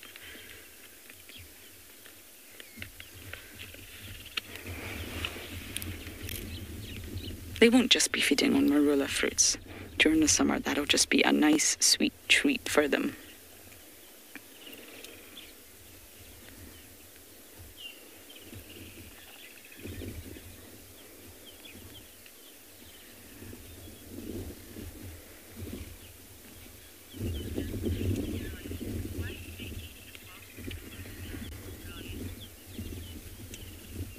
Lolly, they don't actually eat the bark. So when you see elephants debarking trees and they're pulling off that outer bark, which is in fact dead, the bark that you're looking at is definitely not alive. What they're trying to do is get into the inner parts of the bark, the parts that are alive. And we call this the cambium layer. And the cambium layer is a sort of system in the tree that contains the most nutrition. The trees are photosynthesizing all the time. They're making their own nutrition from the sunlight. They're also drawing up their own water with their roots. And this is exactly what the elephants are trying to get to when they're debarking the tree. It's the alive part of the tree. When we look at the bark, that outer bark of the marula, it's really unique. That's actually dead. That's the dead part. Once it dies, it moves to the outside. And that's what the elephants are trying to get to, the cambium layer on the inside that we can actually see. And it's tissue. It's a tissue layer, and it contains most of the tree's cells for growth. Now you have the xylem and the phloem, and they are the sort of channels that the tree transports its material. So it has to transport the water that it pulls up from the roots up to the leaves, and it has to transport all the nutrition that is forming from photosynthesis in the leaves down to the roots. So there's a constant transport system going on here that we can't see, and the cambium layer is found in between the xylem and the phloem.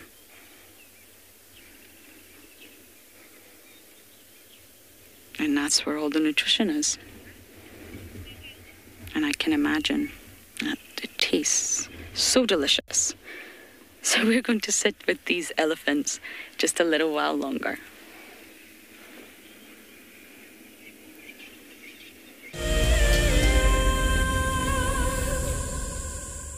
If you love to watch WildEarth, then we are inviting you to join our Explorers program. For a monthly subscription, you will have the opportunity to win fantastic WildEarth expeditions. Join our guides for a chat around the fire, receive weekly highlights from our shows, and much more. All the money will go to keeping these live safaris on air, which in turn allows us to escape into nature every single day. Being a safari driver requires some serious multitasking ability. You've got to be able to talk, look at the road, steer, and occasionally get the vehicle into the right gear. Do not crash into any trees. Oh, Just jump into the car and hope for the best, and you'll see where it takes you. No, I'm just kidding. I'm surprised they're moving as fast as that didn't go well. Who is the best driver? Well, me, of course, although some of the cam ops might disagree. My name is Lauren, and I'm currently working in Djuma Private Game Reserve here in South Africa.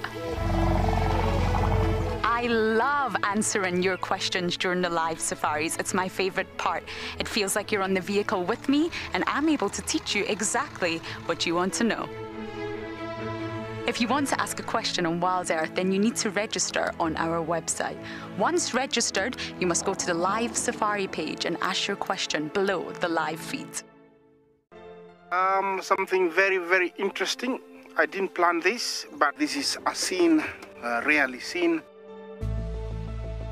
This is what we call a journey of giraffe. So beautiful.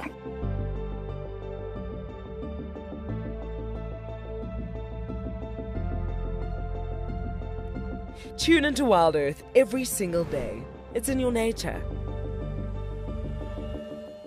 Africa is very special, and when you come down here, even when you're watching through our camera, the landscapes have changed from desert to bushveld to up in the Masai Mara where there's grassland. That means that the biodiversity changes as we move along Africa. And what I love most about connecting with you guys is the fact that I get to share these wonderful experiences with thousands of people. Catch up with the guides daily here on WildEarth.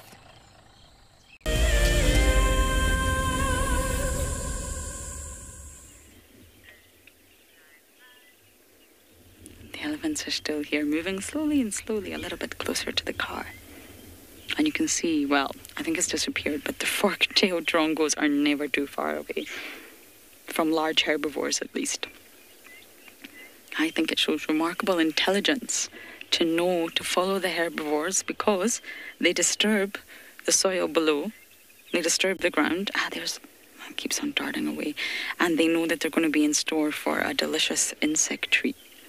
Starlings sometimes do this as well, but it's mostly the drongos. And they just follow. They follow large herbivores. And immediately, using their eyesight, they've got very, very keen eyesight. Look at it, watching. As soon as they see whatever insect treat they're after, they dive bomb in behind it. They're not scared of the elephants. They know that it's a great way to get food.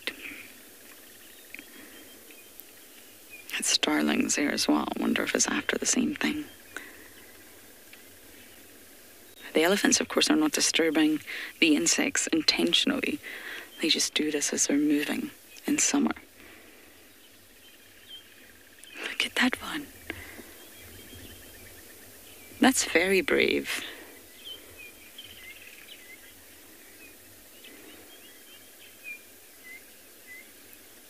Now, before I forget, we're nearing the end of the show. Today's a very special day. It is a Sunday and it is naming day for the Djuma clan. Please do join us this afternoon. Hopefully the hyena den will be active. And if it's active, we will be given names to the cubs. All cubs except Ntimas will be given a name. And there will be options for you as viewers to give your opinion and help us choose. So please do join in. We've got a wonderful selection for you all, given from lots of stakeholders in the area. So I'm very, very excited about this afternoon. It's about time our little cubs got some names. That clan is growing. I don't know how I'm going to keep up with them all once they all get spotty. And it's been a wonderful morning. From insects to elephants to the Lofeld's smallest carnivore. We've at least had a great drive. And we're not too far from home. 1 minute away from breakfast.